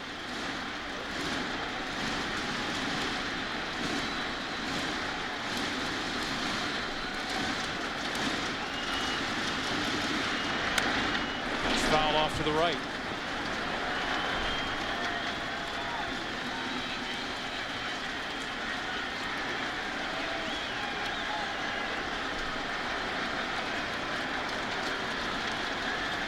Kennedy a big reason why the Angels got past the Minnesota Twins.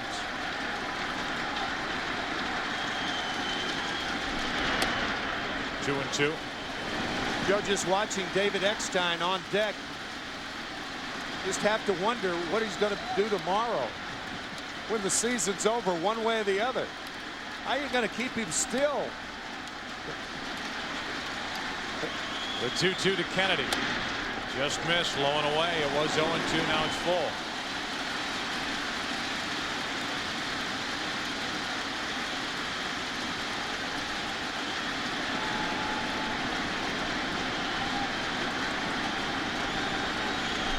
(3-2) to Kennedy. 1 out. And a strikeout by Reeder to start the bottom of the fourth. High fastball gets him. David Eckstein walks in, and we hear from him about his intensity without being tense.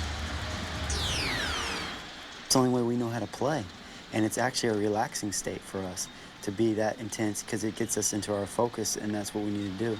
Both of us have, similar type routines in which we got to do the same thing every day, and so it becomes a comfort level for us when the game starts and that intensity starts flowing. Intensity in the top two spots in the lineup, Eckstein and Erstad. David talking about his partner at the top of the order for the Angels, and Eckstein has been on base twice. 1 ball, 1 strike.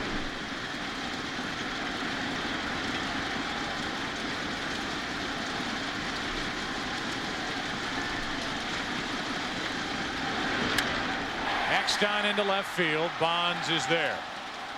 Ball almost took off on Barry. 2 out.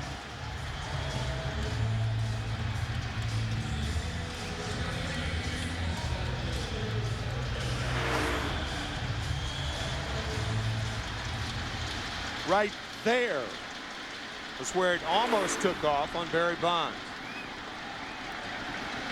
2 up, 2 down, and here's Erstad, who followed Eckstein's base hit with a hit to left last inning. Salmon hit by a pitch to load him up, and Garrett Anderson emptied the bases with a 3-run double. 25 hits this postseason for Darren Erstad.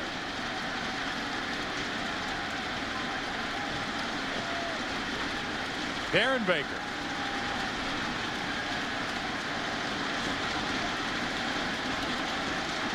A 1-0 pitch.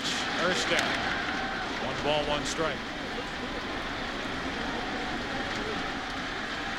Marquise Grissom back in '95 also had 25 hits. And he has hit in 15 of the 16 games that the Angels have played since they opened up this postseason, taking on the Yankees in the division series. Strike 2. You go back to that series, and you and I were there for the first 2 games. Blowing a late 8th inning lead in game 1 in the division series in New York. Thought there was no way the Angels could come back and win game 2, which they did. And the next 2 to move past the Yankees, the AL champs. Erstad strikes out. It was an early indication of how special this Anaheim team is in 2002. We go to the 5th. 4-1 Angels. Back after this from your local Fox station. Up a high fastball. Strike 1. Bell, Pedro Feliz, and then Kenny Lofton for the Giants, who were down by 3. It's the 5th inning now of game 7. Giants got the first run in the 2nd. The Angels answered immediately, bottom of the 2nd. And then Anaheim got 3 runs driven in by Garrett Anderson in the 3rd. On the outside corner, strike 2.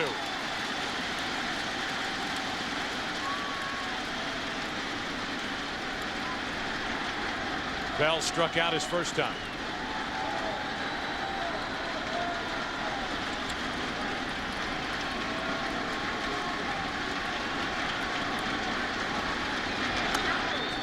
Three straight fastballs, 1 ball, 2 strikes. The Giants are looking for any edge, and obviously they are. If they hit a ball to right field, you can't take the extra base knowing that Salmon was hit on the right hand. It's obviously got to be painful now. That's off the end of the bat and just does stay foul. 1 ball, 2 strikes still on Bell. Try to take those things into consideration before the ball is hit. By doing that, you anticipate taking the extra base on a ball to his left or right. You do it.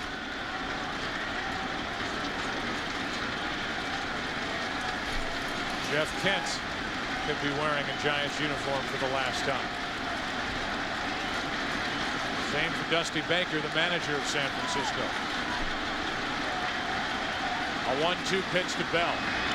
2-2. In fact, when you talk about Dusty Baker, he was asked prior to the game about him coming back regarding Peter McGowan. He said, if somebody wanted me back, then they would. A lot of you wouldn't wait till the last minute to tell them. Public statement by Dusty Baker prior to this game 7. Here's a 2-2 pitch. David Bell leading off. Full count.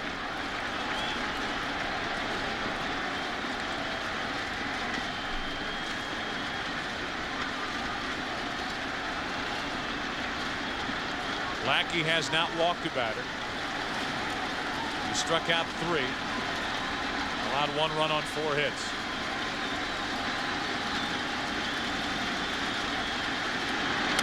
Into left center field. Erstad coming on. Diving catch for the out. 1 out in the 5th.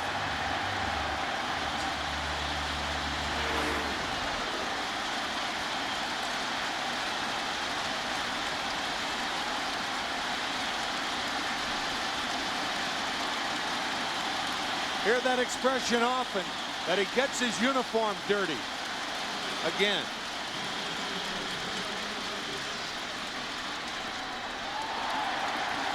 They show the replay on the video board here in Anaheim as the center fielder who made only 1 error all year. None so far in the postseason. Took an extra base hit away from David Bell. Lackey appreciates it. Now it's Pedro Feliz.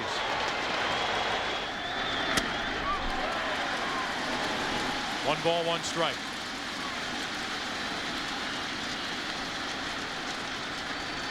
Erstad has a Gold Glove, and he replaced the Gold Glove center fielder in Jim Edmonds. When Edmonds was traded to St. Louis for Adam Kennedy, who plays second base. 2-1.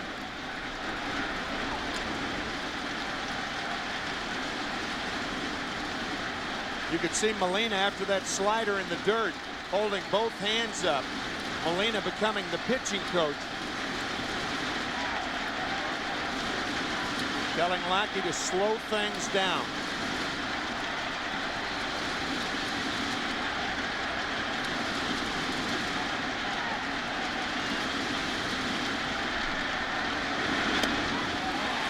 Two and 2.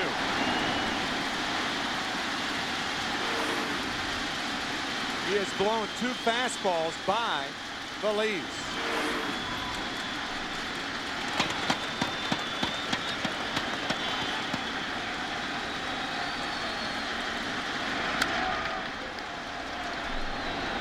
Still 2 and 2.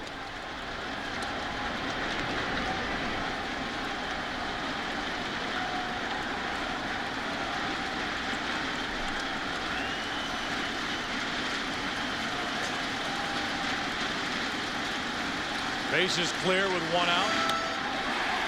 2 out. 4th strikeout for the rookie John Lackey. You go back to game 5. Darren Erstad with a diving catch to rob Rich Aurelia. That one into right center.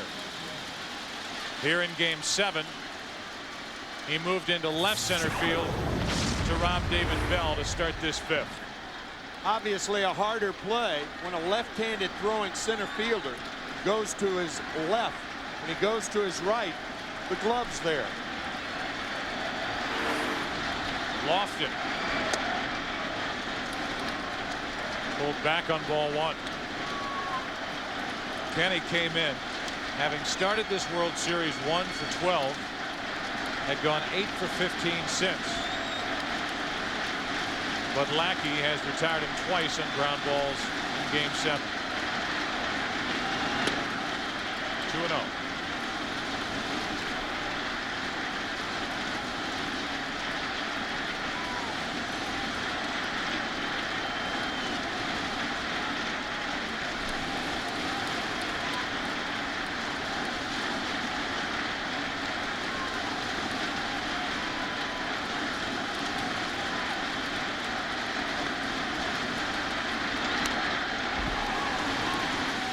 Two balls and a strike.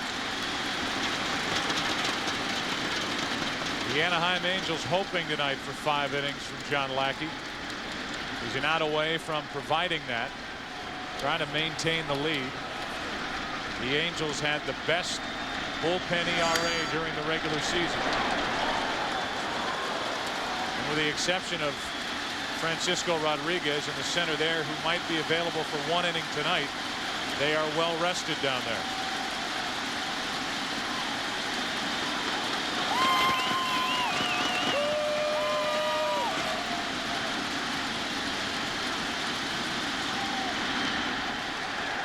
Lofton checked his swing.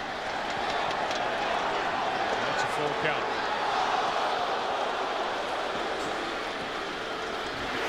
Did not appear that Lofton went around.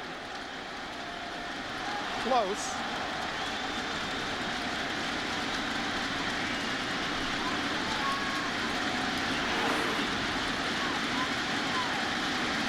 It's a full count with Aurelia on deck. Rich has hit 6 postseason home runs.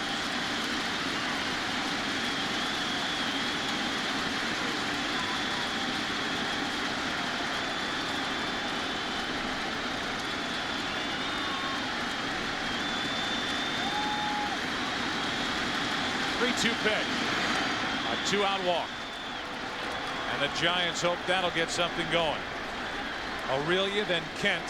After Kent, Bonds. First walk of the night handed out by John Lackey. And that draws a visit from Bud Black, his pitching coach. Joe, your comments about Rodriguez relayed to us by as Brendan Donnelly will get up and throwing. At 1 inning, probably, if it's a quick inning, maybe another out or 2. But you saw Ramon Ortiz next to him, and Mike Socia implying to us that if they go to extra innings, Ortiz would probably be the guy. Allowing the guys who are used to the bullpen, used to coming in to relief, instead of the others.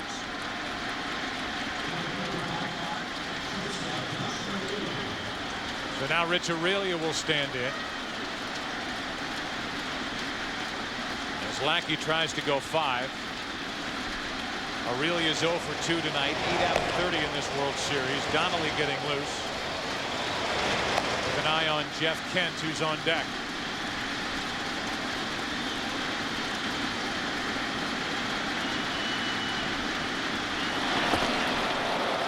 Nice pickup by Spezio at first. Giants have not had a lot of men on base to test Benji Molina. But the one thing on that scoop by Spezio, Molina has had a tough time tonight with that slider to his right. He's been backhanding that ball instead of getting in front of it. And last night trying to backhand the ball. It was a wild pitch on Rodriguez. Kenny Lofton scored.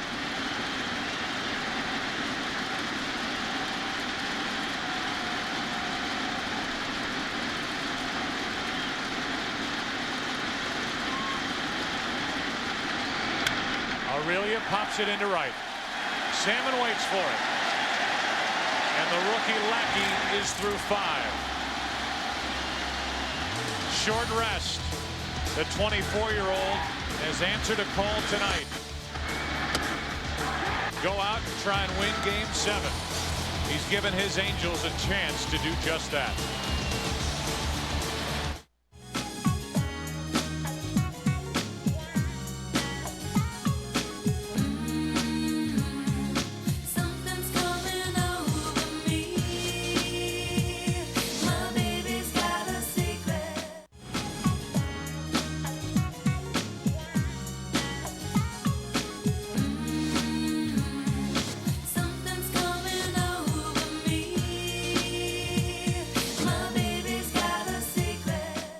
Gehrig's farewell speech.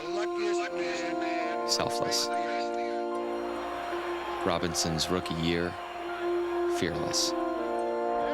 Fisk's game winner. Timeless.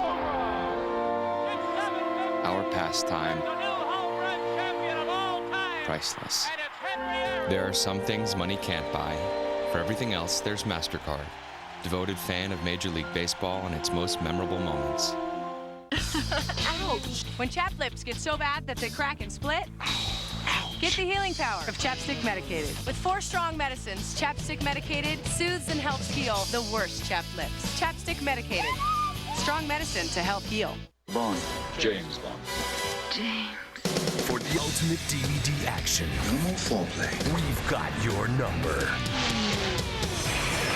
Own the 007 Special Edition DVDs now.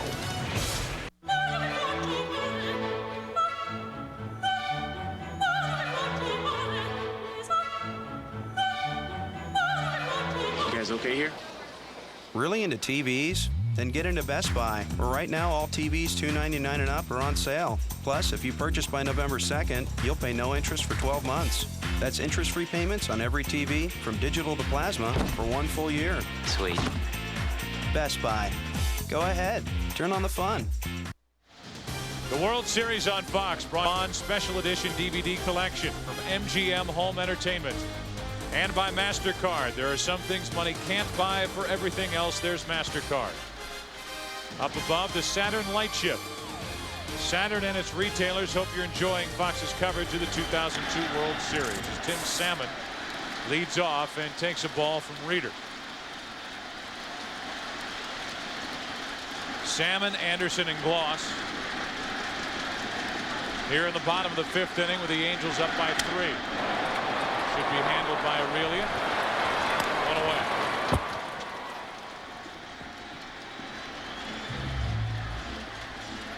Moments ago, Bud Black greeted John Lackey as he came off the field after the top of the 5th. Nice going. Outstanding. Outstanding. Good. Nice pitch. Threw the ball great. Major pitch. Good. Major pitch. Felt like I threw more than I did because I was concentrating so much on every pitch, you know. Hey, I hear you. Good time. There's a strike into Garrett Anderson. That's all good. Yeah. Boys will handle it. Yeah. Hey, go change your shirt. Yeah. Strike 2 on Garrett Anderson. Game 7, that's the way it is. Concentrating harder on every pitch. As Lackey made his way through 5. If the Angels win this game, and Lackey is the pitcher of record, he'll become the first rookie in 93 years to win a World Series Game 7. There's Pierce Brosnan. Talked about James Bond at the start of the inning. As Anderson takes ball 2, 2-2.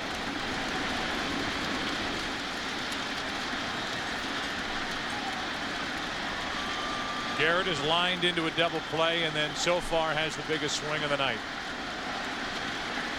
A bases clearing 3-run double against him, Ivan Hernandez.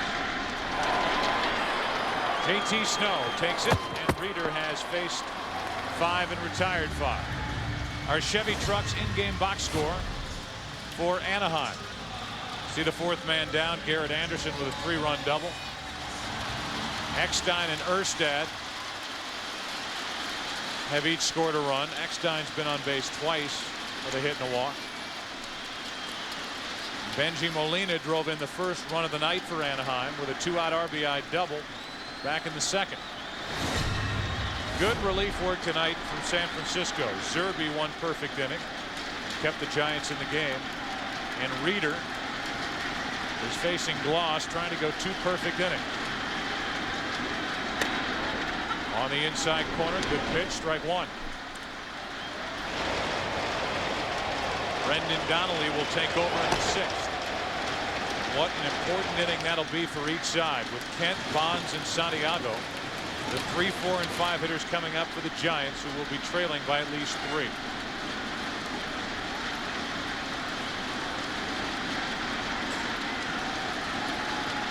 And again, the Angels will be in a spot where they will pitch to Bonds.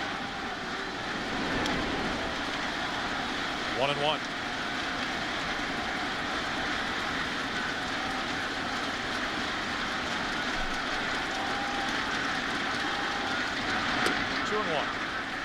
Gloss with a 2-run home run against Reeder in game 4 on a 2-0 count. Now Reeder behind 2-1. By staying ahead of the hitters, pitchers give themselves a chance to come in on the batter. And that's what the Giants have not been doing, pitching Gloss inside. 3-1. The lefty Fulmer on deck.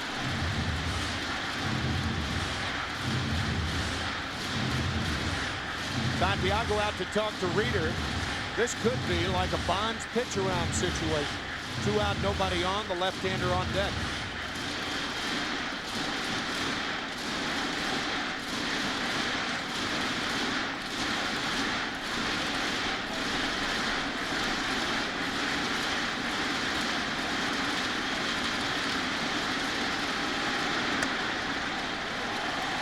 too far outside and a 2-out walk.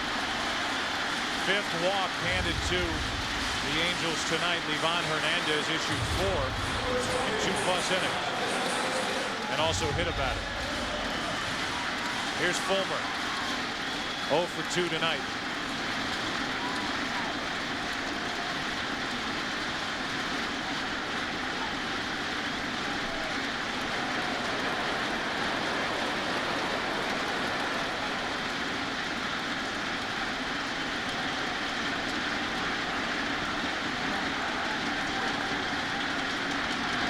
By setting up his rotation coming into this World Series the way he did, Dusty Baker set it up specifically so that Livan Hernandez would be available in Game 7 if there was a Game 7. We had Reeder pitch in Game 4, and it's Reeder pitching well out of the bullpen. And Livan Hernandez struggling again tonight, lasting only 2 innings. Talk about the postseason record, a lot of that damage done. The numbers put up back in '97. It's 5 years ago. Fulmer off the end of the bat. The reason why Dusty Baker added Chad Zerbe to the roster for St. Louis in the LCS and kept him on for the Angels in the World Series was because of their good left-handed hitting. Yet it was Reeder in Game 4 and Livan Hernandez starting in Game 7.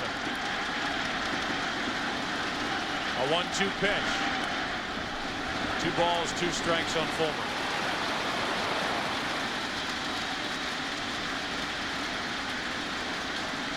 So important for Kirk Reeder to keep it a 3-run game with the heart and soul of this Giants lineup coming up next inning.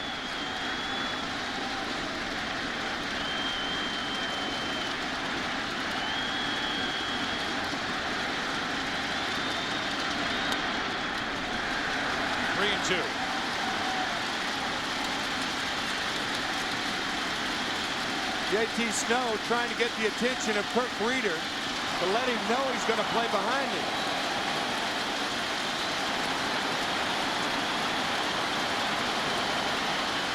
Runner goes as Fulmer grounds back to Reeder.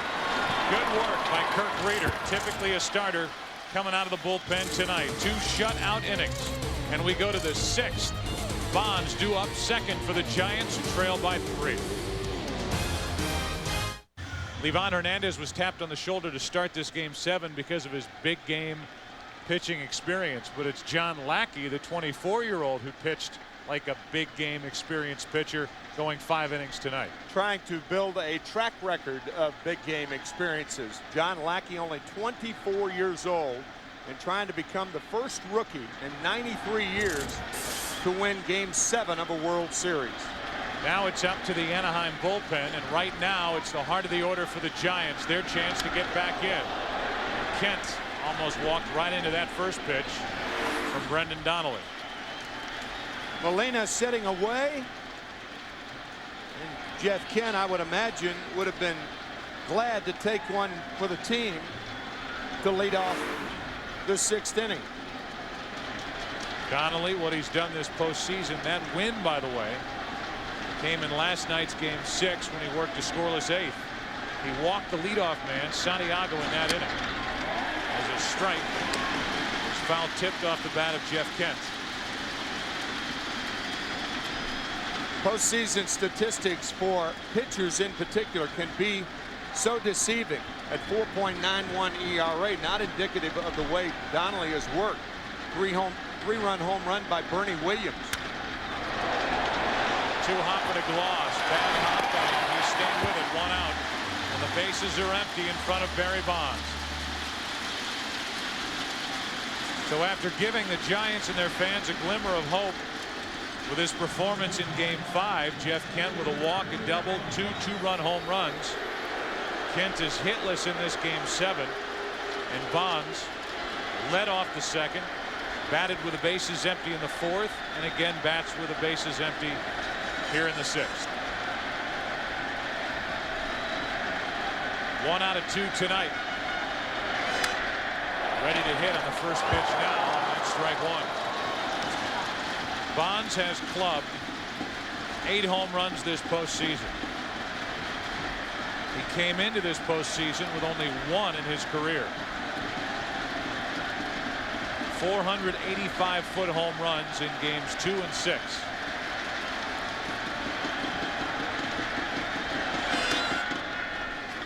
One ball, one strike. Begs the question, has he reached his peak yet? Here he is, 38 years old. And to even think of that question is astonishing. A 1-1 popped up. Up to shoot for Eckstein.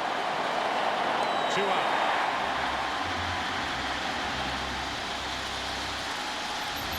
Barry Bonds is a 4-time MVP in the National League.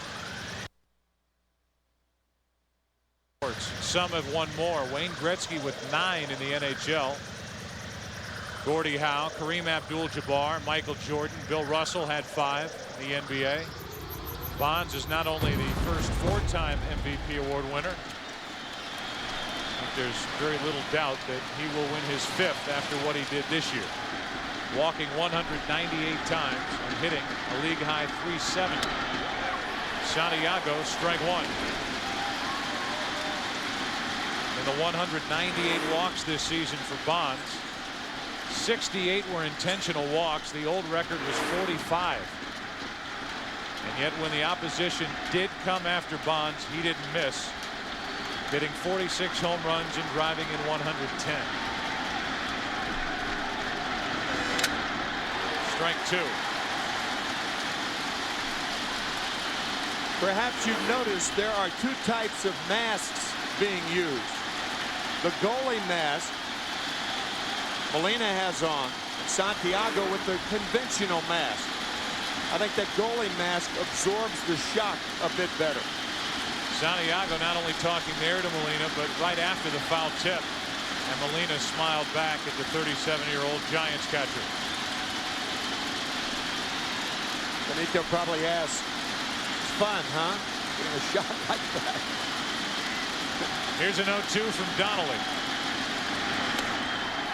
Too far outside, ball 1. Snow on deck.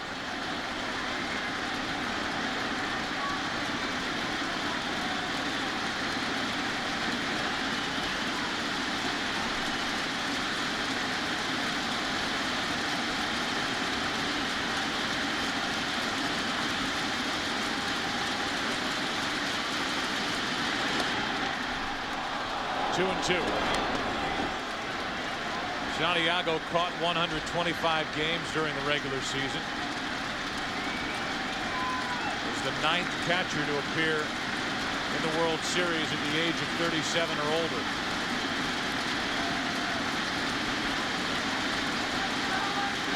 Donnelly runs it full, 3 and 2.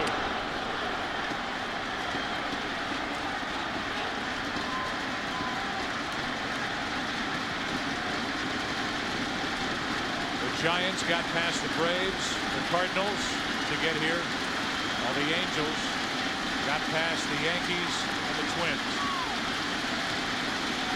A 3-2 to Santiago. Low for ball 4. It's been a long year for Benito Santiago, taking a beating behind home plate. Last night getting hit on the follow through the left thumb. Fulmer's bat did it to him, and then catching a foul tip on a ball hit by Palmeiro off his left wrist.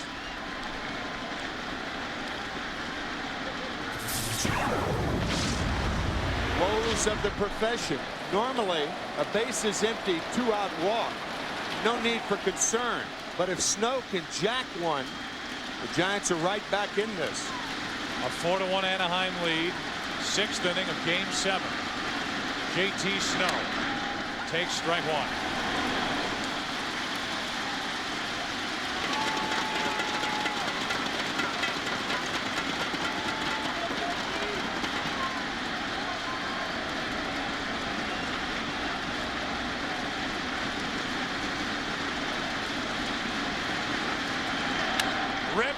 right field.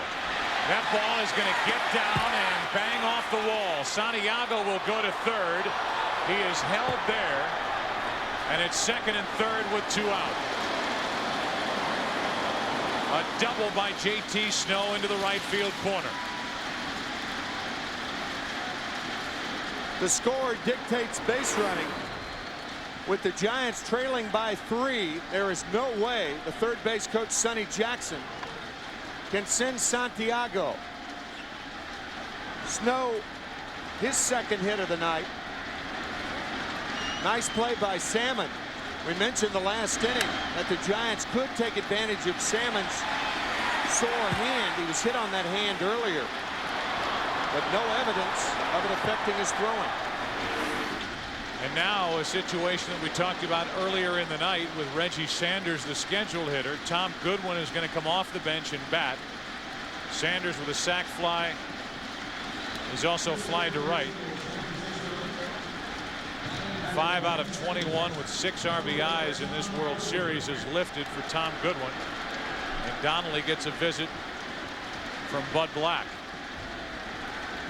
The reason for this, as we stated earlier, Reggie Sanders too vulnerable to the high fastball.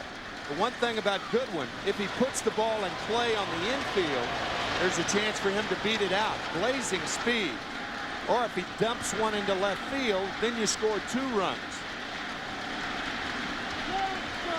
Looking for the first Giants pinch hit in this postseason.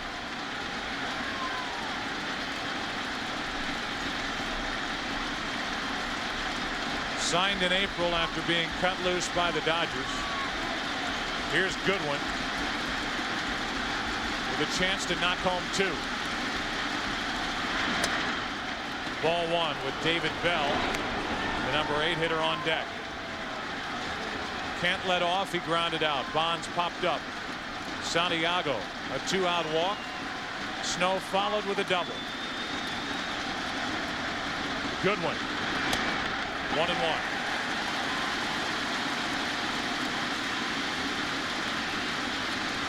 That last pitch is the type of pitch that Goodwin takes to left field.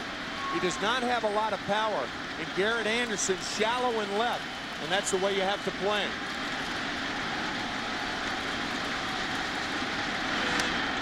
One and 2.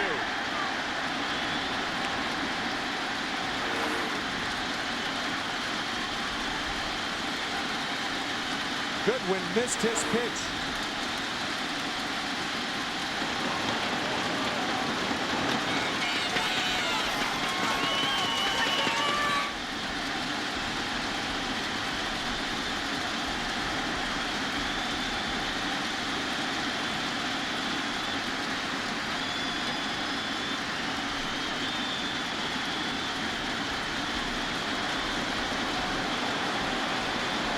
Giants need a 2-out hit.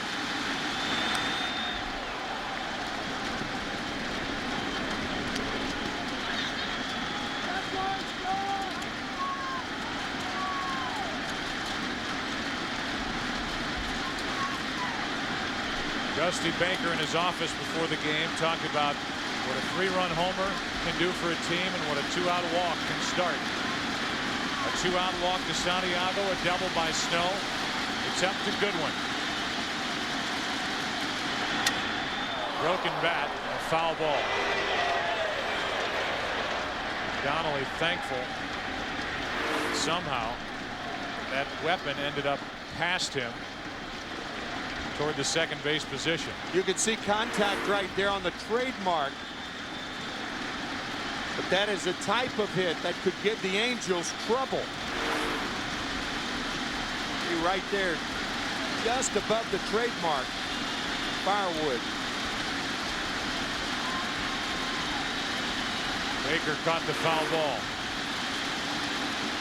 Asking for a big pinch hit from Tom Goodwin. Second and third, 2 out, 4-1 in the 6th. Inning over. The Giants threaten, and they leave 2. Have stranded 6. Bottom of the 6th. Still 4-1.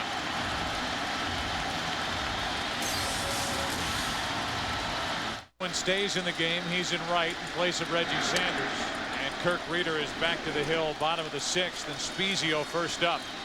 4-1 Anaheim.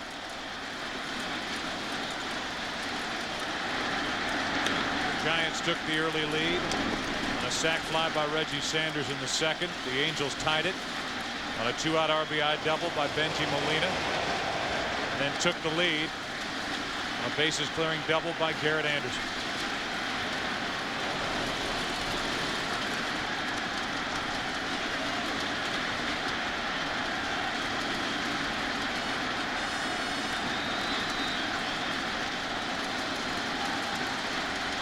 Spezio 0 for 1 with a run scored. Takes ball 2.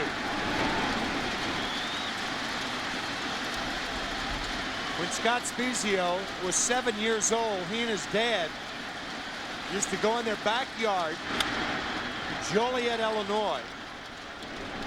His father, Ed, would say, "All right, Scott, pretend it's 7th game of the World Series. Here comes the pitch." Well, 7th game of the World Series.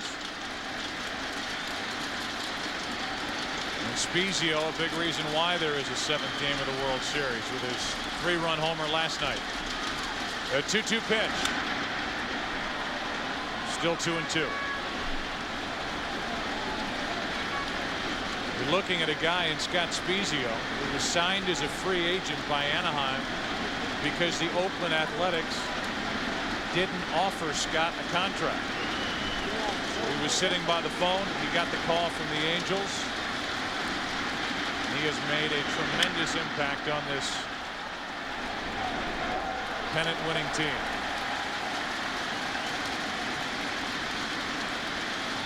Only Barry Bonds has hit left-handed pitching better than Spezio.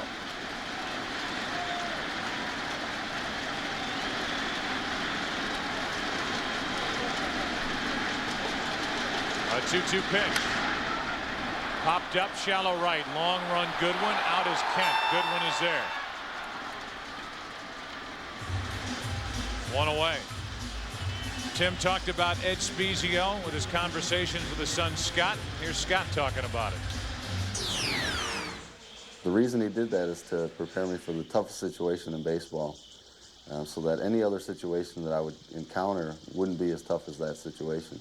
So today is going to be the day that I actually get to use it in the actual Game 7 of the World Series. So far, he scored a run tonight.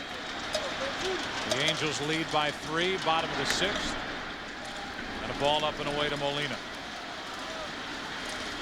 Kirk Reeder has picked up where Zerbe left off. The relief pitching for the Giants has kept San Francisco in this game.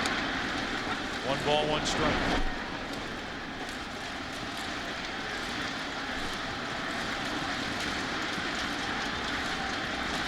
Giants will have Bell, Feliz, and Lofton to the plate.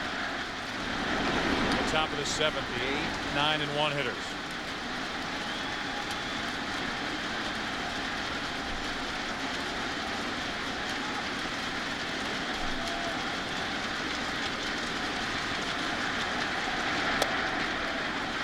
Three balls and a strike.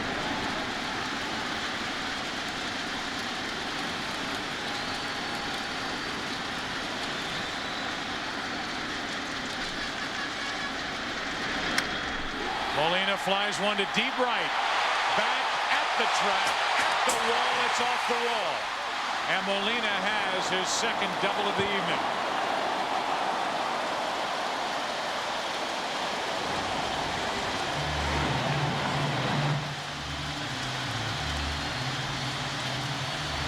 The count 3-1, and as a hitter you can choose a fat fastball, and that's what Molina does. The ball came down and hit Kenny Lofton on the left shoulder, it appeared. And Tom Goodwin backing up the play to hold Molina to a double.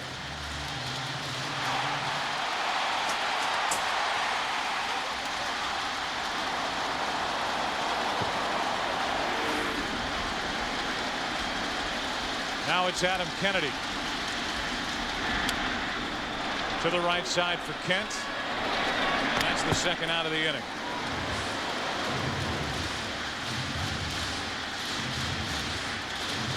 Eckstein will be the hitter. Action just started for the Giants out in their bullpen as a right-hander cranks it up. Tosic warming up earlier in the game, but it appears that Reeder will have to stay in and face Eckstein because with Tosic getting ready.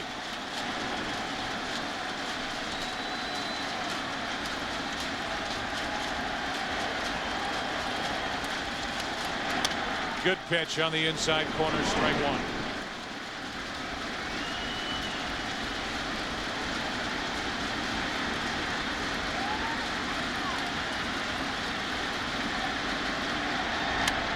Line drive caught. Jeff Kent, good play to his right. And the inning comes to a close. We have played 6 innings in Game 7. The relief work and the defense has helped the Giants stay in it. Still 4-1 Anaheim. Back after this from your local Fox station. Donnelly is going to try another inning, 7th inning. And there is action for the Angels out in their bullpen as the Giants bat down by 3. 4-1. David Bell first up. Hitless tonight. Robbed of a hit. A diving catch by Erstad his last time up. Francisco Rodriguez, Scott Schoenweiss getting ready for the Angels in their bullpen.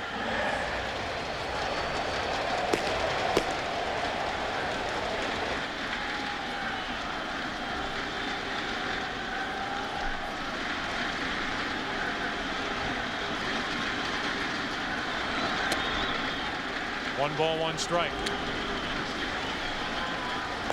K-Rod, they call him around here. Had a rough night last night. 2 2/3, allowed 4 hits, 2 runs, one of them a 485-foot home run hit by Bonds.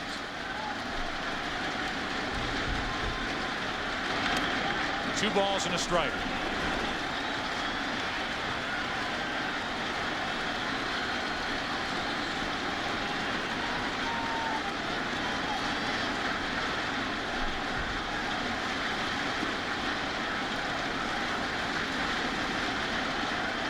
Minor league free agent signed in January before last season.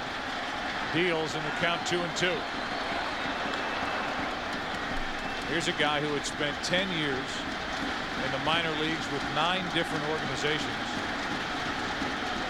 before he got a shot. Minor league free agent has become redundant in the life of Brendan Donnelly. Pitched on 2 different independent teams.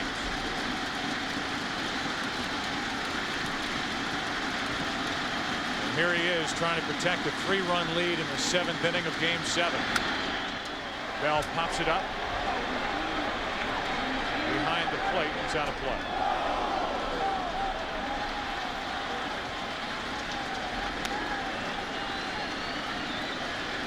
Pedro Feliz on deck and then back to the top of the order, Laughlin. So if the bottom of the order can get something started for the Giants here in the 7th, they can set up the guys like Aurelia, Kent, and Bonds. Bonds has been pitched to 3 times tonight, but all 3 times the bases were empty.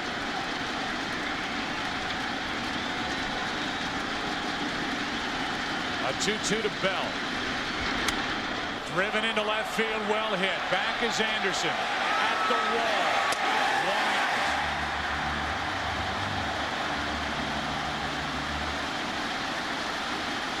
An exhale from Brendan Donnelly as that fell just short of the top of the fence. Because it was just off the sweet part of the bat, just down on the end a bit, and Bell's ball doesn't carry.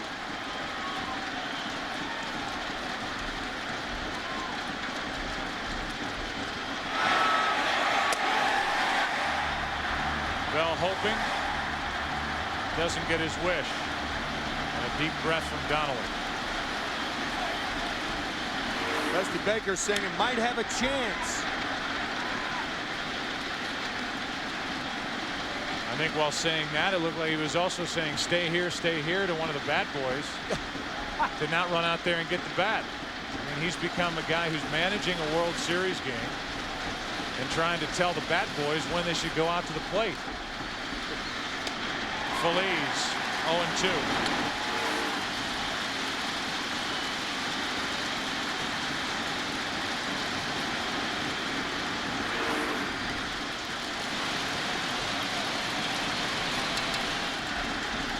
No balls, 2 strikes, 1 out, nobody on.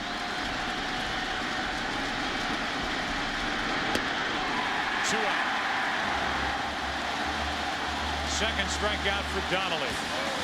Our Pepsi fan cam in the 7th inning. As selected by Mike Scioscia.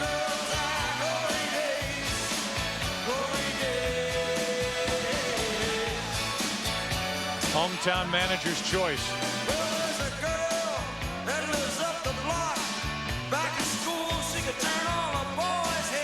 With 2 out, nobody on, Kenny Lofton will bat.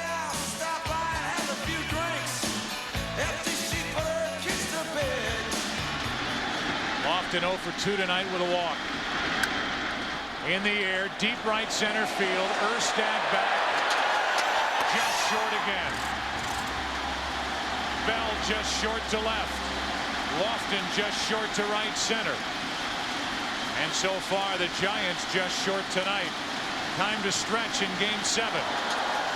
Still 4-1 Angels. 85 and Jimmy Reese, number 50, an Angels coach for 23 years. A man who roomed with Babe Ruth. Jim Fregosi, number 11, could be the new manager of the Giants if Dusty Baker leaves. That is the scuttle. Most seasons played with no World Series title, and the Angels are at the top of the list.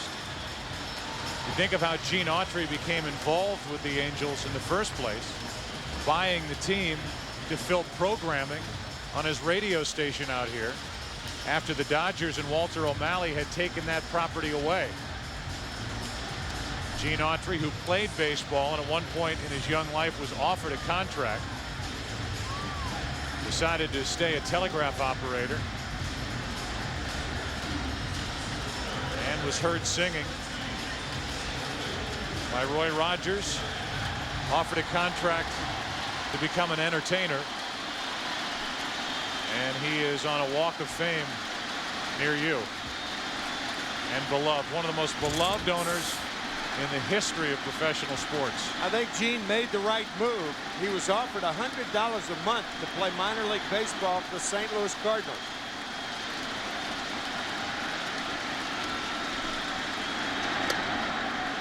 Ball 1 to Erstad. Salmon and Anderson will follow.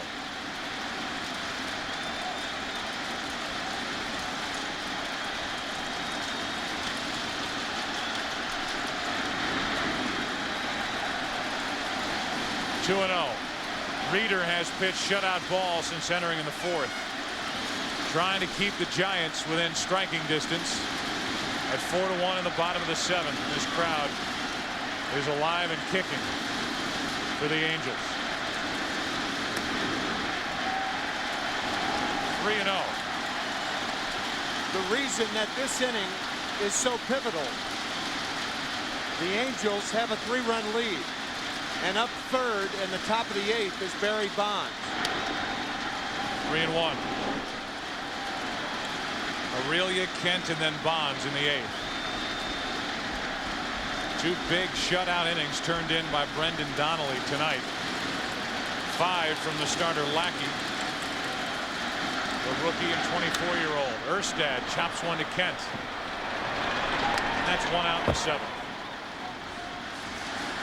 Support your favorite team with a Major League Baseball Authentic Collection Premier Jacket featuring ripstop nylon and micro fleece lining. Call 1-866-MLB-GAME or visit MLB.com to order now.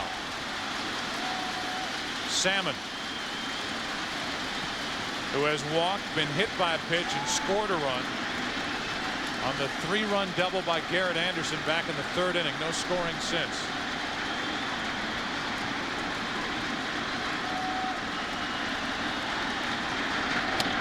Good fastball for a strike from Reeder.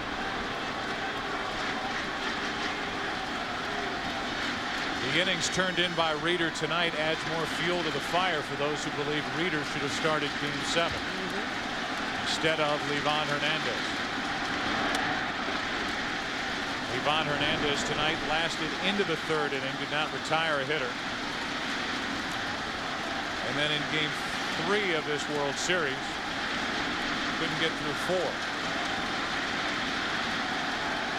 A 1-1, 2 balls and a strike.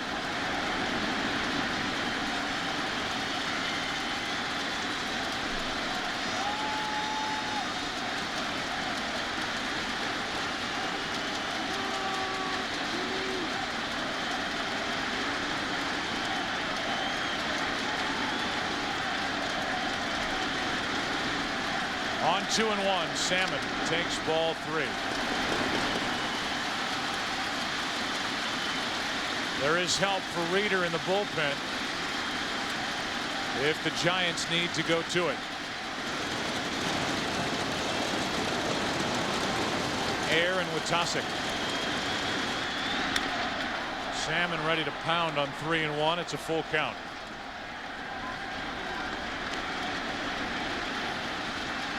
Jay Witasic is warming up because Troy Glass is 2 hitters away. A look at Troy Percival, who's 1 inning away.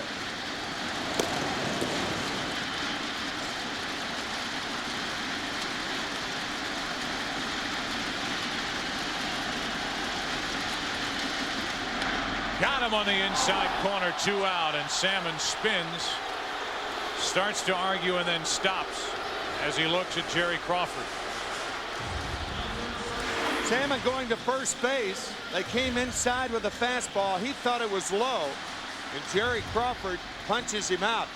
But you're right, Salmon started to argue and then didn't. It had part of the plate, as you can see. Tim thought it was low, and the Angels don't get the call. Now with 2 out, nobody on, Garrett Anderson looks at ball 1. Anderson, a 3-run double in the 3rd. His only extra base hit of this World Series.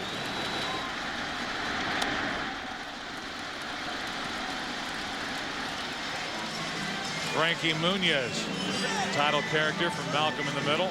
Season premiere next Sunday, 9 Eastern, 8 Central. The 2-0 to Anderson. 2 balls and a strike. If it stays like this, 4-1, as Tim mentioned, Bonds due up 3rd in the top of the 8th inning.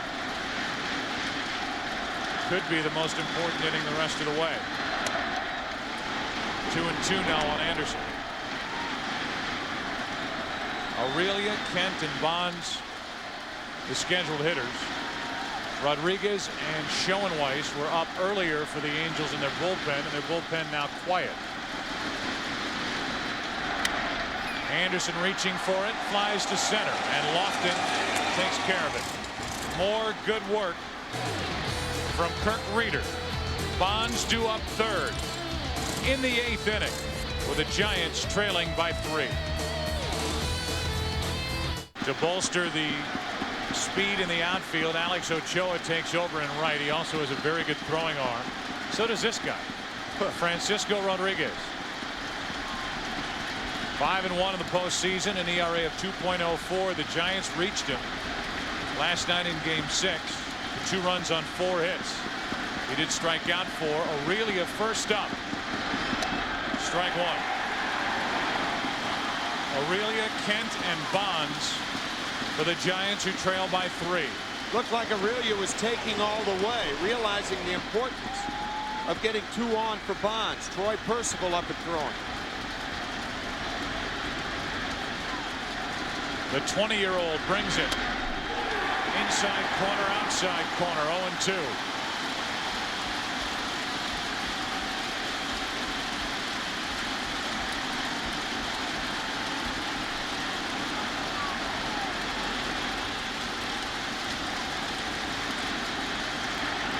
One out.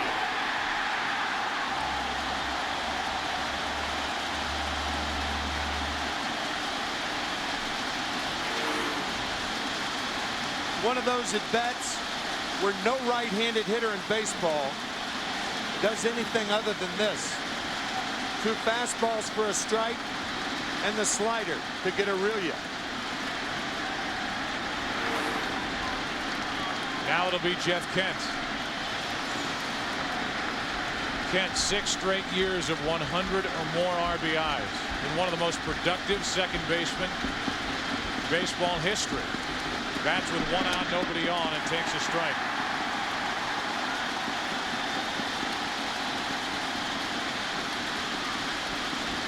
Peter McGowan, president of the Giants, quoted as saying, "It's a free country. I'm not going to overpay for Jeff Kent. Even if he ends up a Dodger, I wouldn't like it. But I am not going to overpay. A free agent at the end of the year." And look at that swing as an indication as to how nasty Rodriguez can be. Whoa. Talk about a defensive swing again for a guy who's driven over 100 runs 6 years in a row. A leg locker.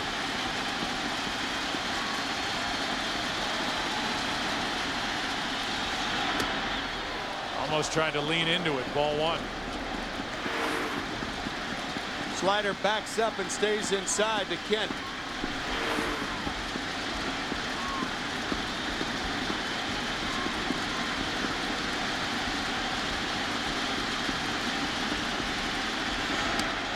Two out.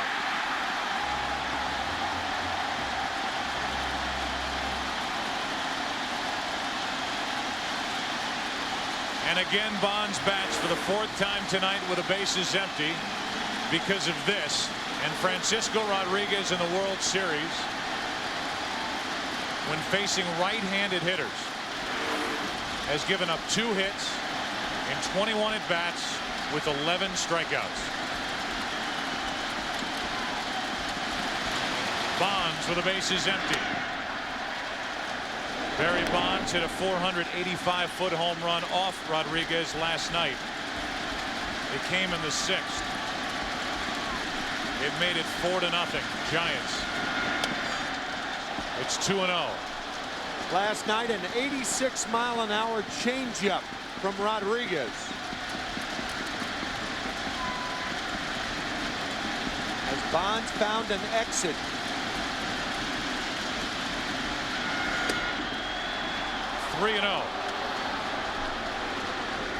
And while he may walk him, he's not trying to pitch around Bonds with a 3-run lead, 2 out in the 8th.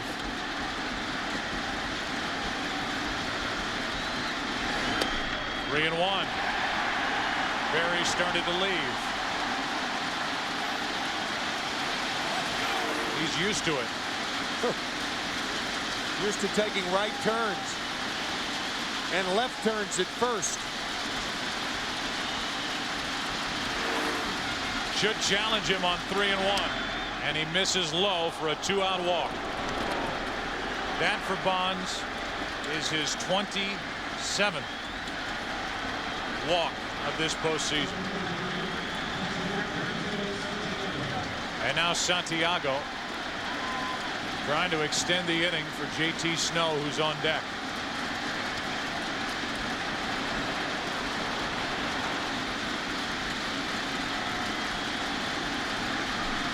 If that was Bonds' last at bat of this World Series, he will end at 8 out of 17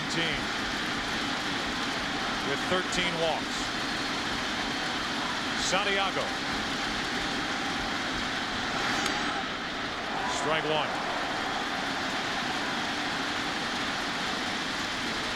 Yet another defensive swing by Santiago off the end of the bat.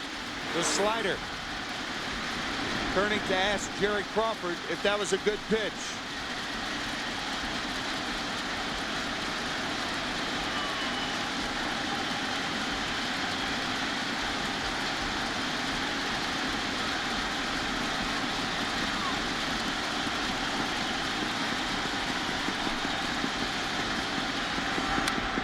Strike two. Better pitch to hit. Middle of the plate. Still fouled off.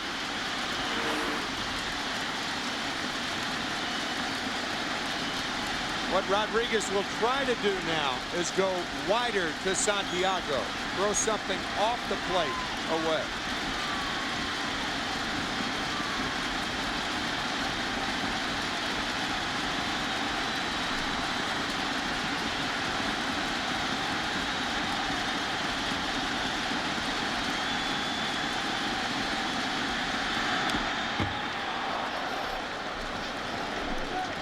If Rodriguez gets through this 8th inning, you could certainly make the case that the biggest outs picked up in this game 7 for the Angels were picked up on the mound by 2 rookies. Francisco Rodriguez here in this important 8th inning with the heart of the order coming up, and John Lackey, the starter, who went the first 5.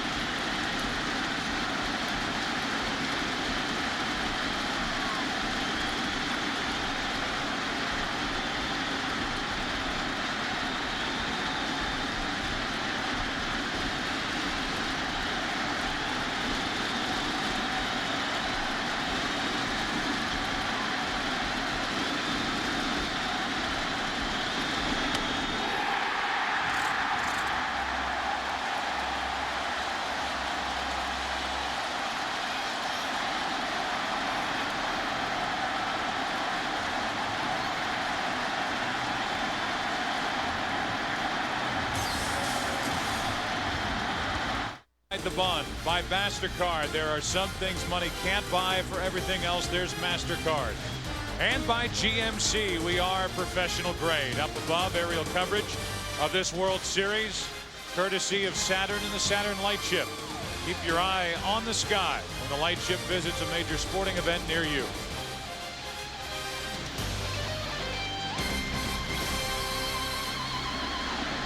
Tim Worrell takes over. Michael Eisner, the chairman and CEO of the Walt Disney Company, in charge of this Angels team, which is for sale. The price going up by the minute as Gloss takes ball 1 low.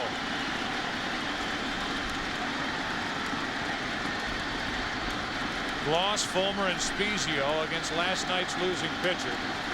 But a guy who has been so valuable out of the bullpen for Dusty Baker, Tim Worrell. Off the end of the bat, strike 1. Peter Ueberroth, former baseball commissioner.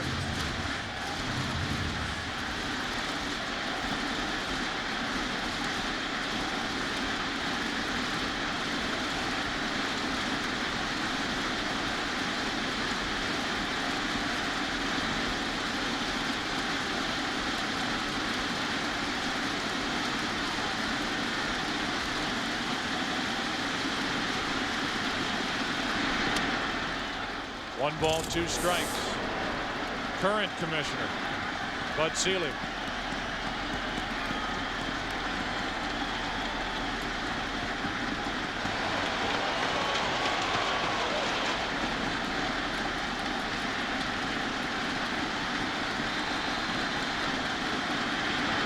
Gloss strikes out.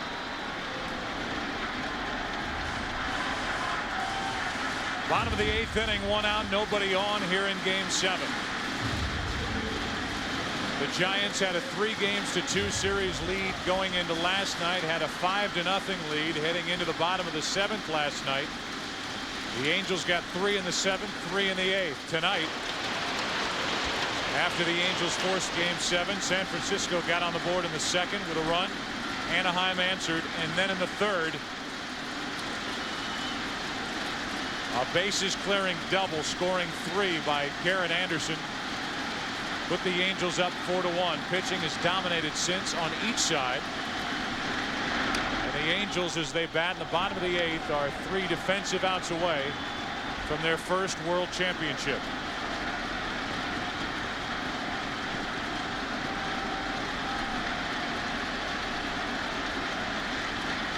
Fulmer hitless tonight.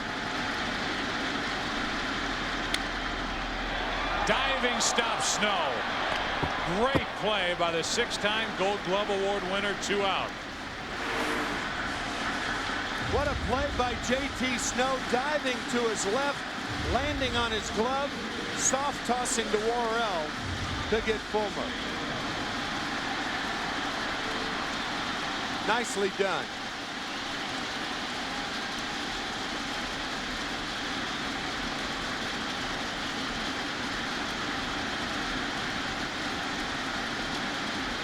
So now 2 out, nobody on. Spezio. Strike 1. Kirk Reeder went 4 scoreless innings, allowing only 1 hit tonight, 1 walk, and 3 strikeouts.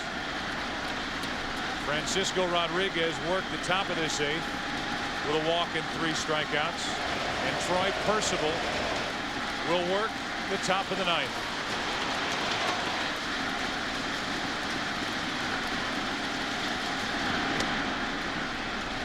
Two balls and a strike. The Sprint virtual manager question: if the Angels win, is Barry Bonds the MVP? You got my vote. Spezio pops it up. Bell puts it away, and that'll do it for the first 8 innings. Game 7. The Angels will take the field, and Percival will be right in the middle of it, trying to save it and trying to give Anaheim their first World Championship.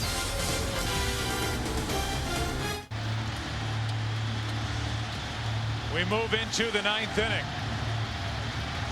Game number 7, and Troy Percival 6 for 6 in save chances in the postseason. 40 saves during the regular year. Will try to do his thing and end the World Series.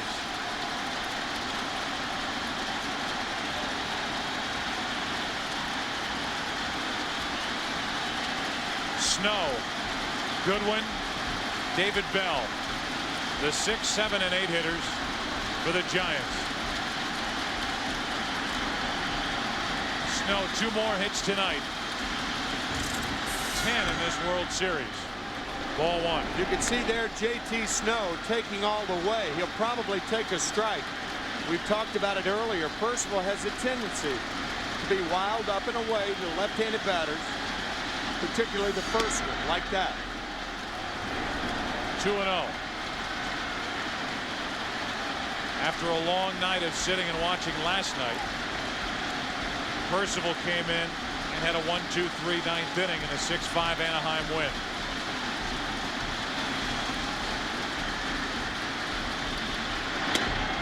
Two and 1.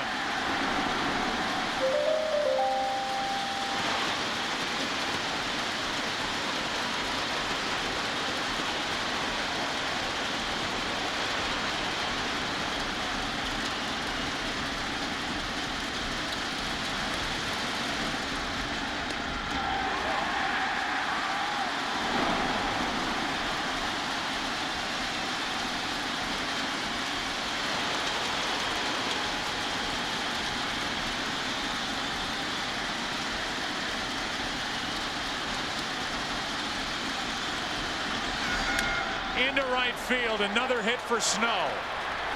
His 3rd of the night.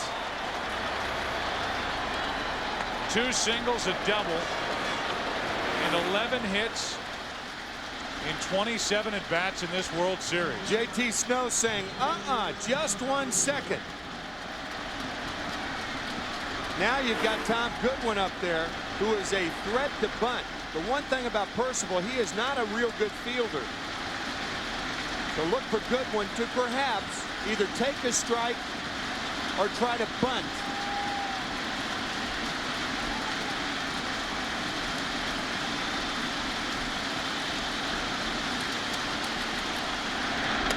Strike 1. The Giants need 1 more base runner to have a chance.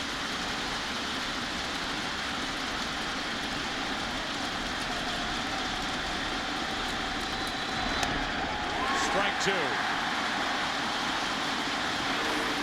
Showing bunt for a base hit. And he took it for the second strike.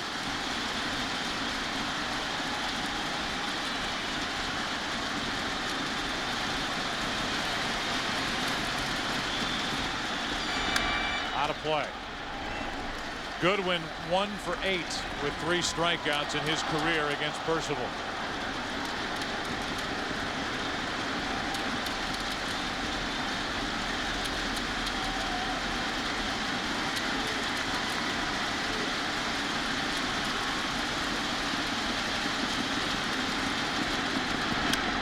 To the right side, Kennedy. The lead man is out. 1 away in the inning.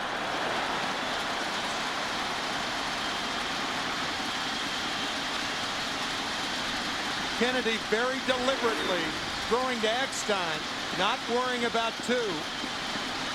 Tough takeout slide by Snow.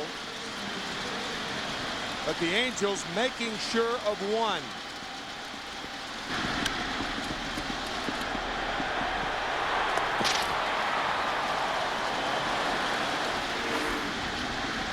One on, 1 out.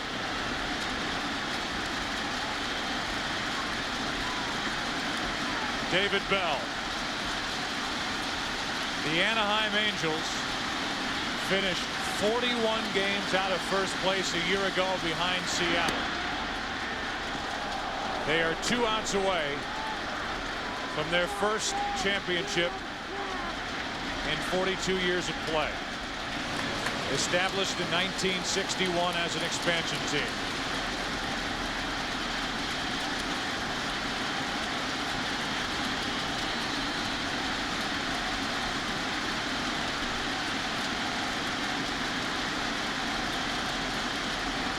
Goodwin's taking second as that misses for ball 2. 2-0.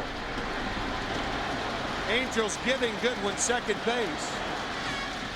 Spezia way behind him.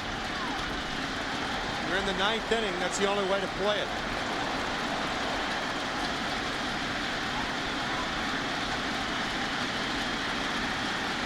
Shinjo is in the on-deck circle. Bell on 2-0. Strike 1.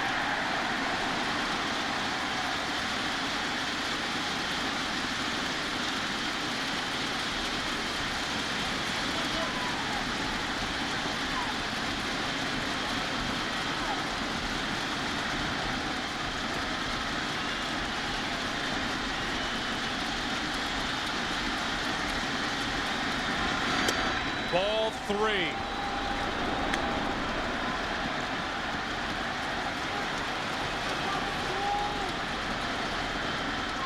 Three balls and a strike. If Bell reaches, the tying run comes to the plate for the Giants.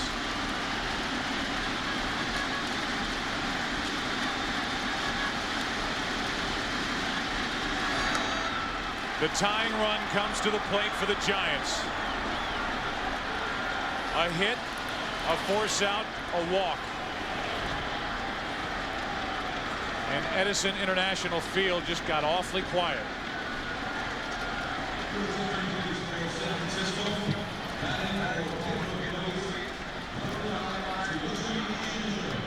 So Yoshi Shinjo will be the pinch hitter for Pedro Feliz. 2 curious 9th place hitters tonight for Dusty Baker's Giants. The reason Shinjo is batting is he's a high fastball hitter. And Baker hoping that he gets one in the middle of the plate. The first Japanese position player to ever pitch in to ever play in a World Series game.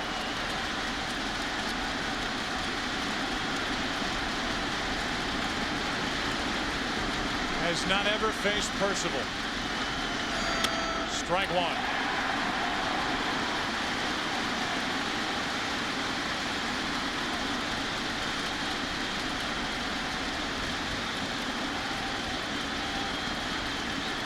Kenny Lofton, the top of the order. Next.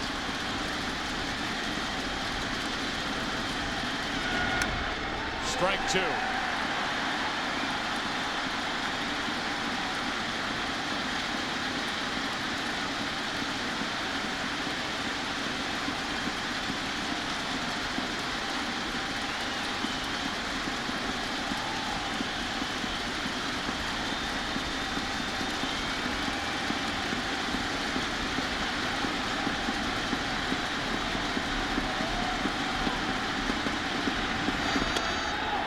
just outside.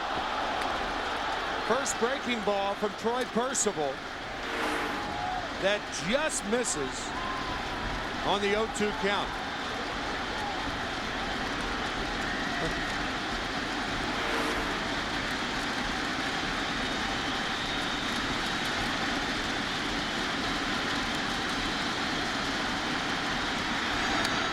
Good rip by Shinjo.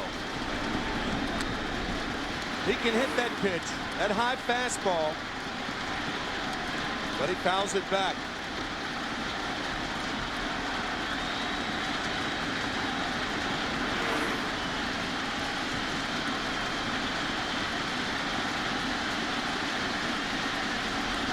Tying run at the plate.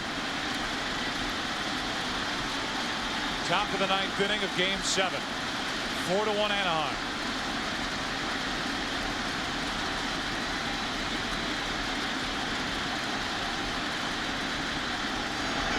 Two out.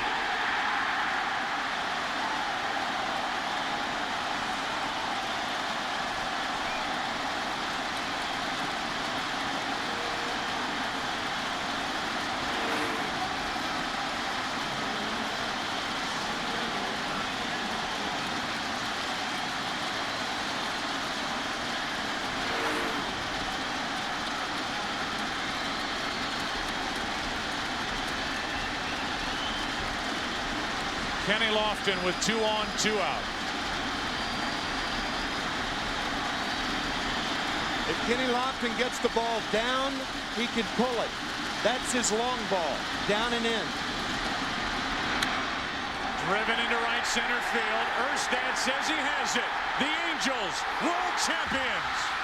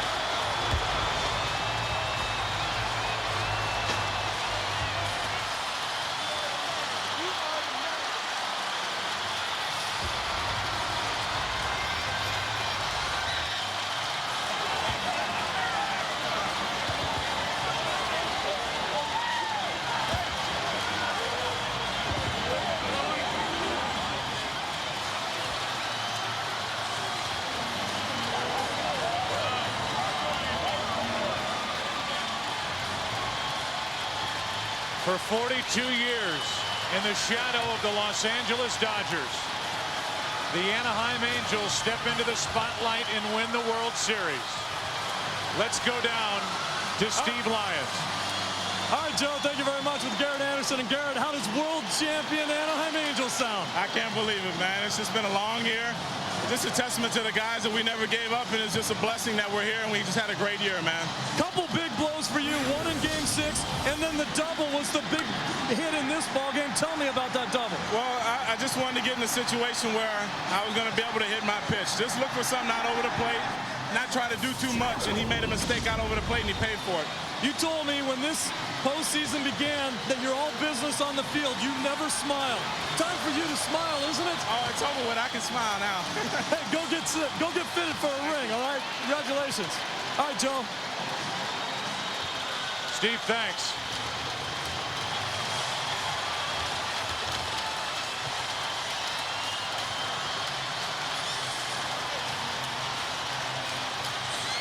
The MVP ceremony will be on the field. That's coming up after a commercial break. The final pitch, the final swing, the final out of the 2002 World Series. And And the Anaheim Angels, for the first time in franchise history, world champs.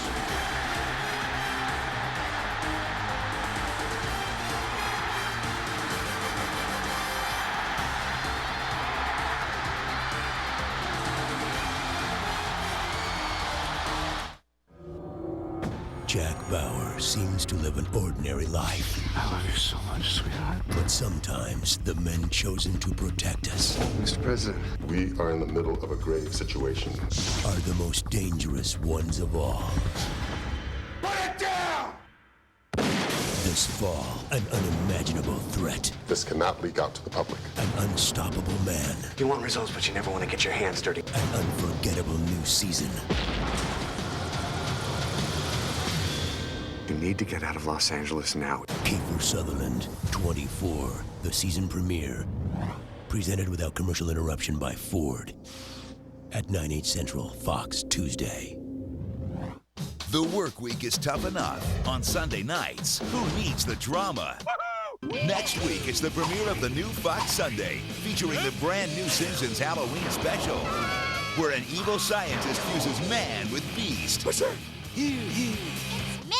Burns with a Fox attitude. Followed by the season premieres of King of the Hill and Malcolm in the Middle, both at their new times. The tarantula is actually a very timid creature.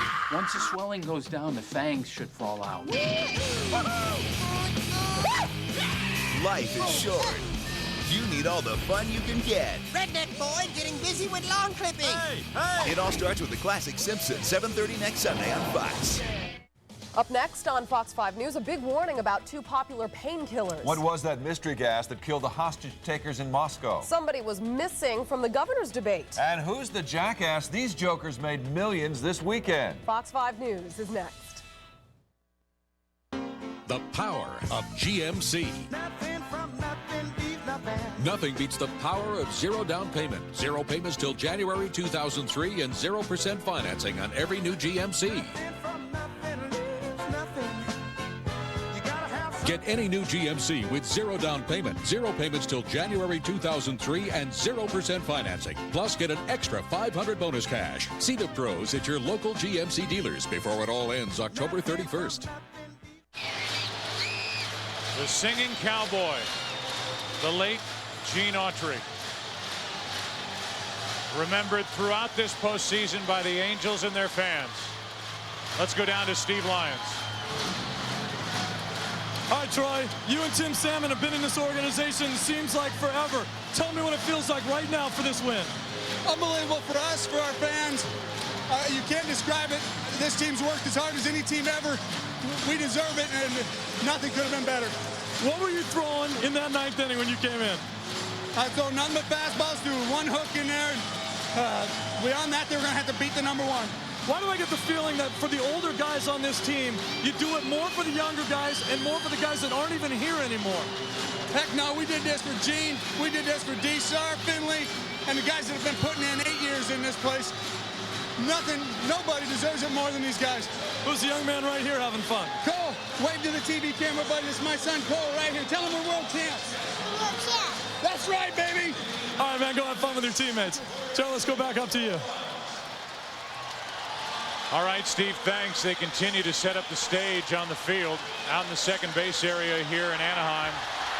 What a tremendous piece of work done by Mike Scioscia.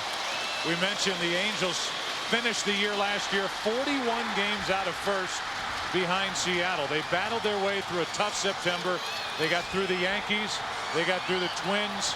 And finally in Game 7, they get through the San Francisco Giants. Mike Scioscia with the Dodgers, leaving the Dodger organization 3 years ago. Their loss, the Anaheim Angels gain. Barry Bonds still in search of a ring. Let's go back down to Steve Lyons. All right, Joe, thank you very much. This is the guy that's been in this organization long, everybody. You got your kids with you, but I got to think you feel like a proud papa for all these guys. I'm so proud of the guys. I mean, what a club. Franchise come together, some veterans. Obvious technical difficulties with a microphone down on that field, that mess in the middle of the field. I didn't think this place could get any louder. No, but I think didn't it's the either. loudest it's been here at this stadium. From yes we can to yes we did for the Angels. Jackie Autry, Gene Autry did not live long enough to see this. The singing cowboy. Here he is.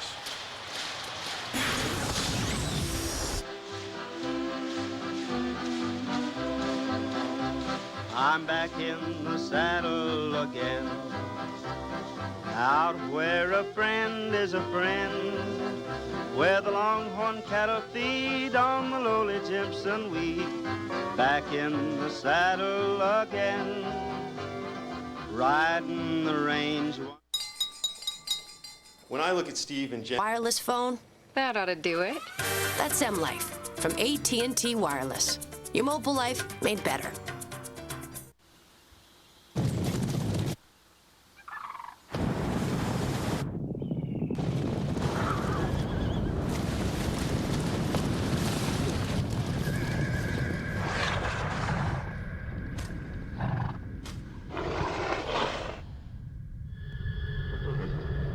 Obviously, the new Silverado is here.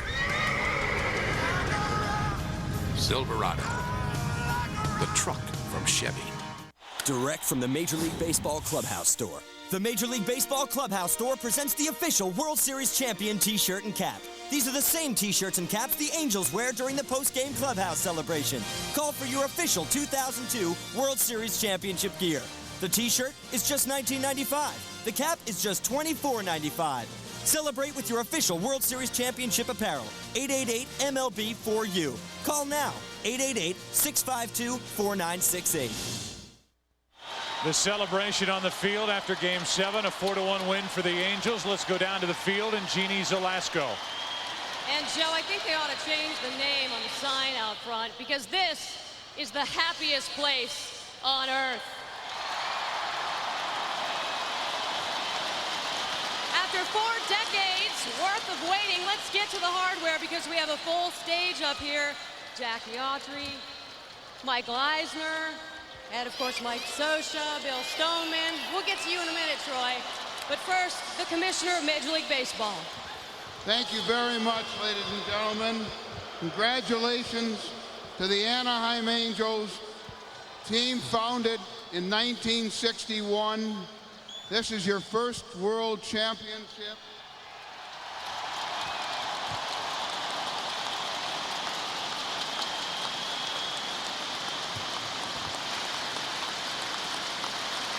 And I want to say to all of you that somewhere Gene Autry is smiling right now.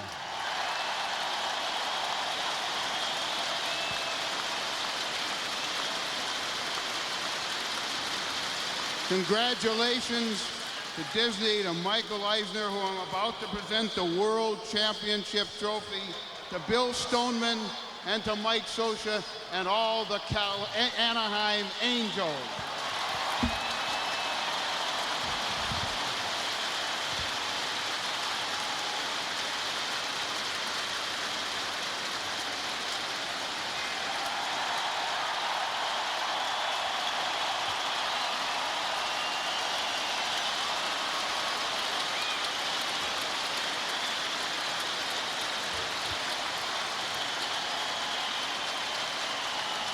Jackie, we'll go to you first.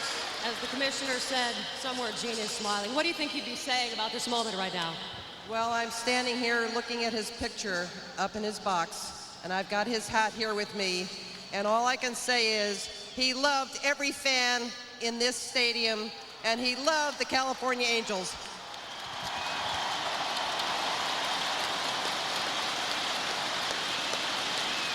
Michael Eisner, if someone would have handed you a script that included a story of a baseball team that started, say, 6-14, ripped off 99 wins, stumbled into the postseason, really everyone looked at as a long shot, and they're standing here tonight, world champions, would you even given it a chance?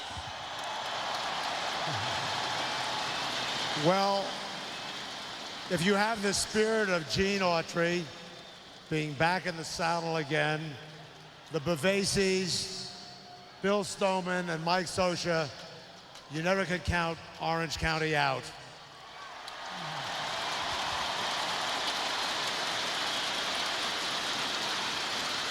Making my way down, we'll save you for last.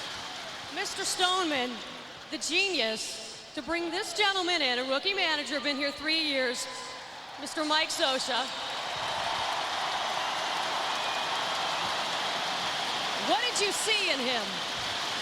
Oh, what a wonderful guy. Great communicator, tough, competitive, and just wanted to lead us to the World Championship. All right, Mike, I finally get to ask you a question, and you can't answer me. We take it one game at a time because there are no more games left. What is the difference in this club?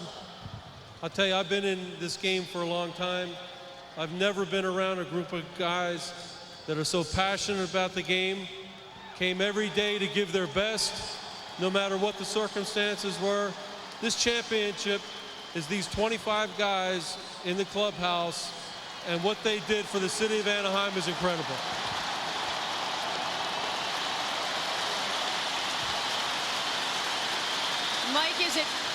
Mike, is it better as a player or as a manager? Excuse me? Better as a player or a manager? Much better as a player. I'm enjoying this, but these guys, this game's about playing it. And what these guys have done, they're going to carry for the whole life. It's incredible. All right, speaking of players, we have some more to give out. Commissioner? It is my privilege to award the most valuable player to Troy Glaus.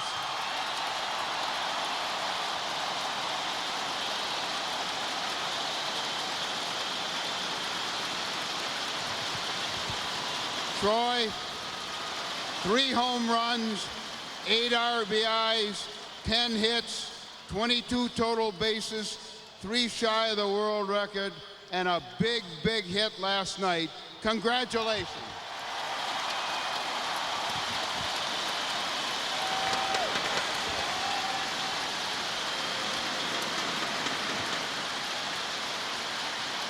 Troy Glaus, nothing about this season seemed to come easy for you guys, and even going through the postseason, you lost the first game of the series, and then you went on to take the division series. Lost the first game to the Twins, took the championship. We saw the same thing in the World Series. A never say die attitude for this club? Absolutely. We've had that way of thinking all year. And, you know, no matter what whatever it came against, we were going to play hard and we were going to leave it all out there. And that's what we did here. Your big hit in Game 6, obviously the reason we are standing here tonight as the Angels put together one of the biggest come-from-behind wins in postseason history. Coming into today, yes, you deserve it. After the win on Saturday, coming into today, tremendous confidence that this championship was yours? Well, we take it one day at a time.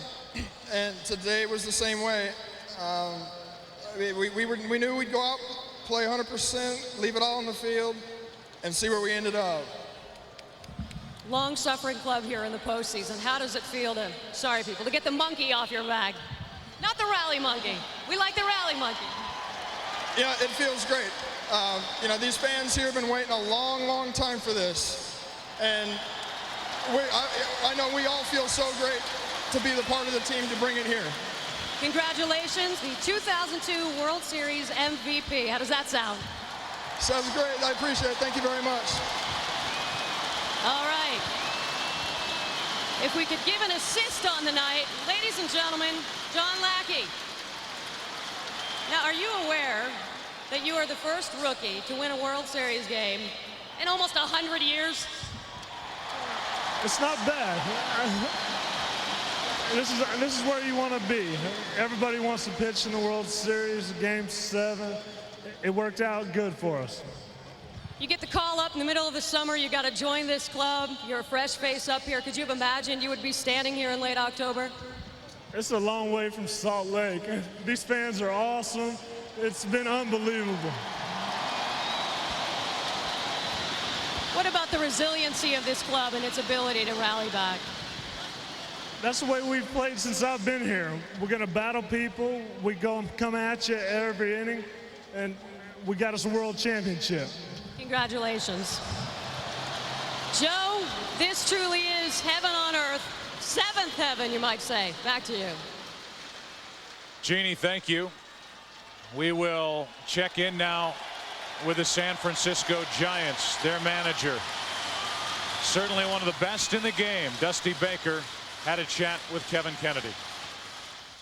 I'm with Dusty Baker. Dusty, the momentum changes in a 7-game series quite often. You guys had the advantage coming down here. What do you think was the turning point in the last couple of nights? Well, you know, the turning point was, basically, they came back last night, and that was a big game for them to come back. And, they pitched, outstanding today. Give me your feelings on your ball club in particular, about these Giants that you've had. Well, hey, man, I'm proud of these guys. I mean, they fought the whole way. It wasn't easy getting here. No, it wasn't going to be easy when we got here. So, but we took it down to the wire, down to the end. 7 games in the World Series, and boy, you sure hate to lose. It hurts us. It hurts us. City. I mean, everybody's right now not feeling too good, but feeling very proud at the same time. I'd be remiss if I don't ask you this, because you may not be back. We don't really know that. I know you don't really want to think about that right now, but you're one of the best managers in baseball, 3-time manager of the year. As we sign off for 2002, what does your gut tell you where you might be? I don't know. Right now, my gut's just it's just heavy. That's all. Okay. Thanks, Dusty. Go back to Joe. Thanks to Dusty Baker, a classy gentleman who gave the interview to Kevin Kennedy. Wherever Dusty Baker ends up, that team will be lucky to have him. And you look at Troy Gloss, you look at Tim Salmon, you look at this entire team, this Anaheim team. Troy Gloss, you and I talked about it, Tim, during this World Series. We hadn't seen much of Troy Gloss. Right. You don't have to see him very long to understand that the 26-year-old is truly one of the best players in this game and very deserving of the World Series MVP trophy. The defensive plays that he made, the strong arm that he showed from third base, and in recent memory, I can't think of anybody as locked in offensively as Gloss was during the postseason. The celebration continues here in Anaheim, California, as the Angels hoist that trophy for the first time on the heels of this 4-1 win over San Francisco in Game 7. More in a moment.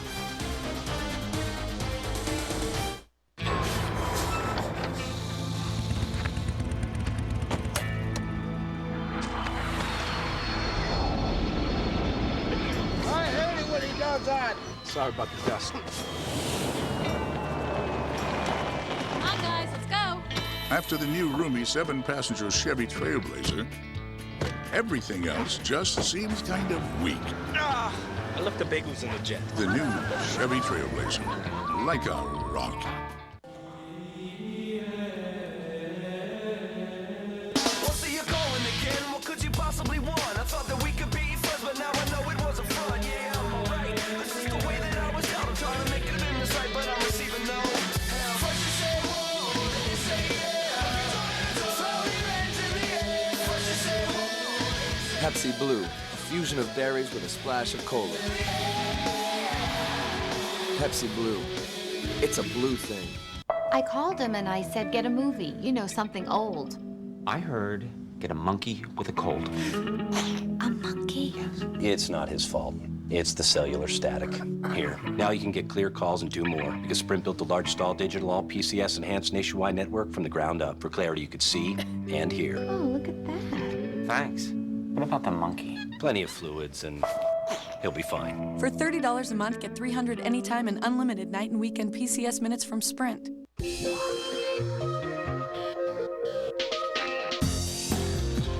Precision, skill, craftsmanship, Good Wrench. With GM certified technicians and advanced technology, no one knows your GM vehicle better than the pros at GM Good Wrench. It's good to know it's Good Wrench. Are you the shooter for Steve Lyons? They will pop the champagne for the first time in Anaheim as the Angels celebrate their first title. Garrett Anderson holding the trophy. He had a huge hit here tonight. Joe Buck and Tim McCarver with you. And 2 wild cards coming into this World Series, and these 2 teams went head-to-head and drained about every ounce that they could out of this 7-game series. They really did, with the Giants coming back in game 2, but losing that game. That was a very, very important game. But last night with the 5-run lead and Anaheim fighting back, and it's not as though baseball was not forewarned. I remember our first meeting with Joe Torre when the New York Yankees, the first game of the divisional series, and Joe telling us what kind of respect he had for this ball club. You think back of what's happened in the 2002 season, and it has been a long and winding road. Baseball losing some of its Hall of Famers. Ted Williams passing away, Enos Slaughter, Jack Buck in St. Louis, the tragic death of Darryl Kyle. You think about a new collective bargaining agreement getting hammered out. An all-star game. You and I were there in Milwaukee when it ended in a tie. Right. And then the playoffs and these Cinderella stories. I mean, you think about the San Francisco side, there are some question marks now for the Giants. What's to happen with Dusty Baker? Is Jeff Kent coming back? Brian Sabian coming back? There are some things there to talk about. No question about that. There are no question marks for the Anaheim Angels, however. What a great story from David Eckstein to Darren Erstad. Troy Glass, the MVP. Terrific stories on both sides. A great World Series and a great season overall. Yep. 41 games out. That's where the Angels finished last year. All the way to the wild card this year, and now a world championship. It's time to show you the names of the men and women who have been away from home for a month and who have helped bring you this postseason on Fox. Until next year, so long. Can't see nothing in front of me. Can't see nothing coming up behind. Make my way through the darkness. I can't feel nothing but the chain that binds me. Lost track of how far I've gone. How far I've gone, how high I've climbed. Sky blackness and sorrow. Sky of love, sky of tears, sky of glory and sadness, sky of mercy, sky of fear, sky of memory and shadow. Your burning wind fills my arms tonight.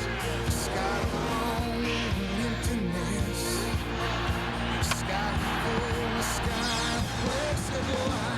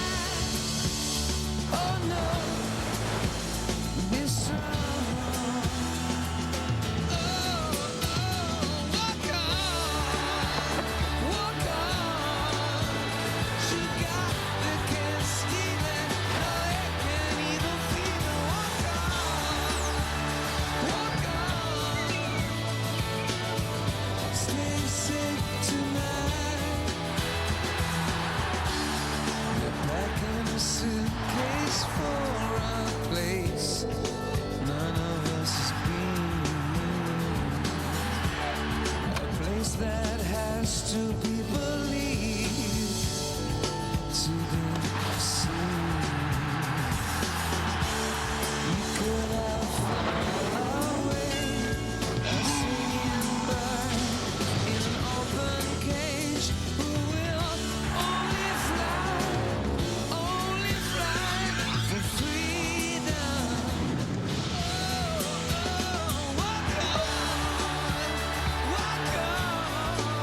What you got, if you deny it, consent or buy it. But we're talking about the world champion Anaheim Angels. HUD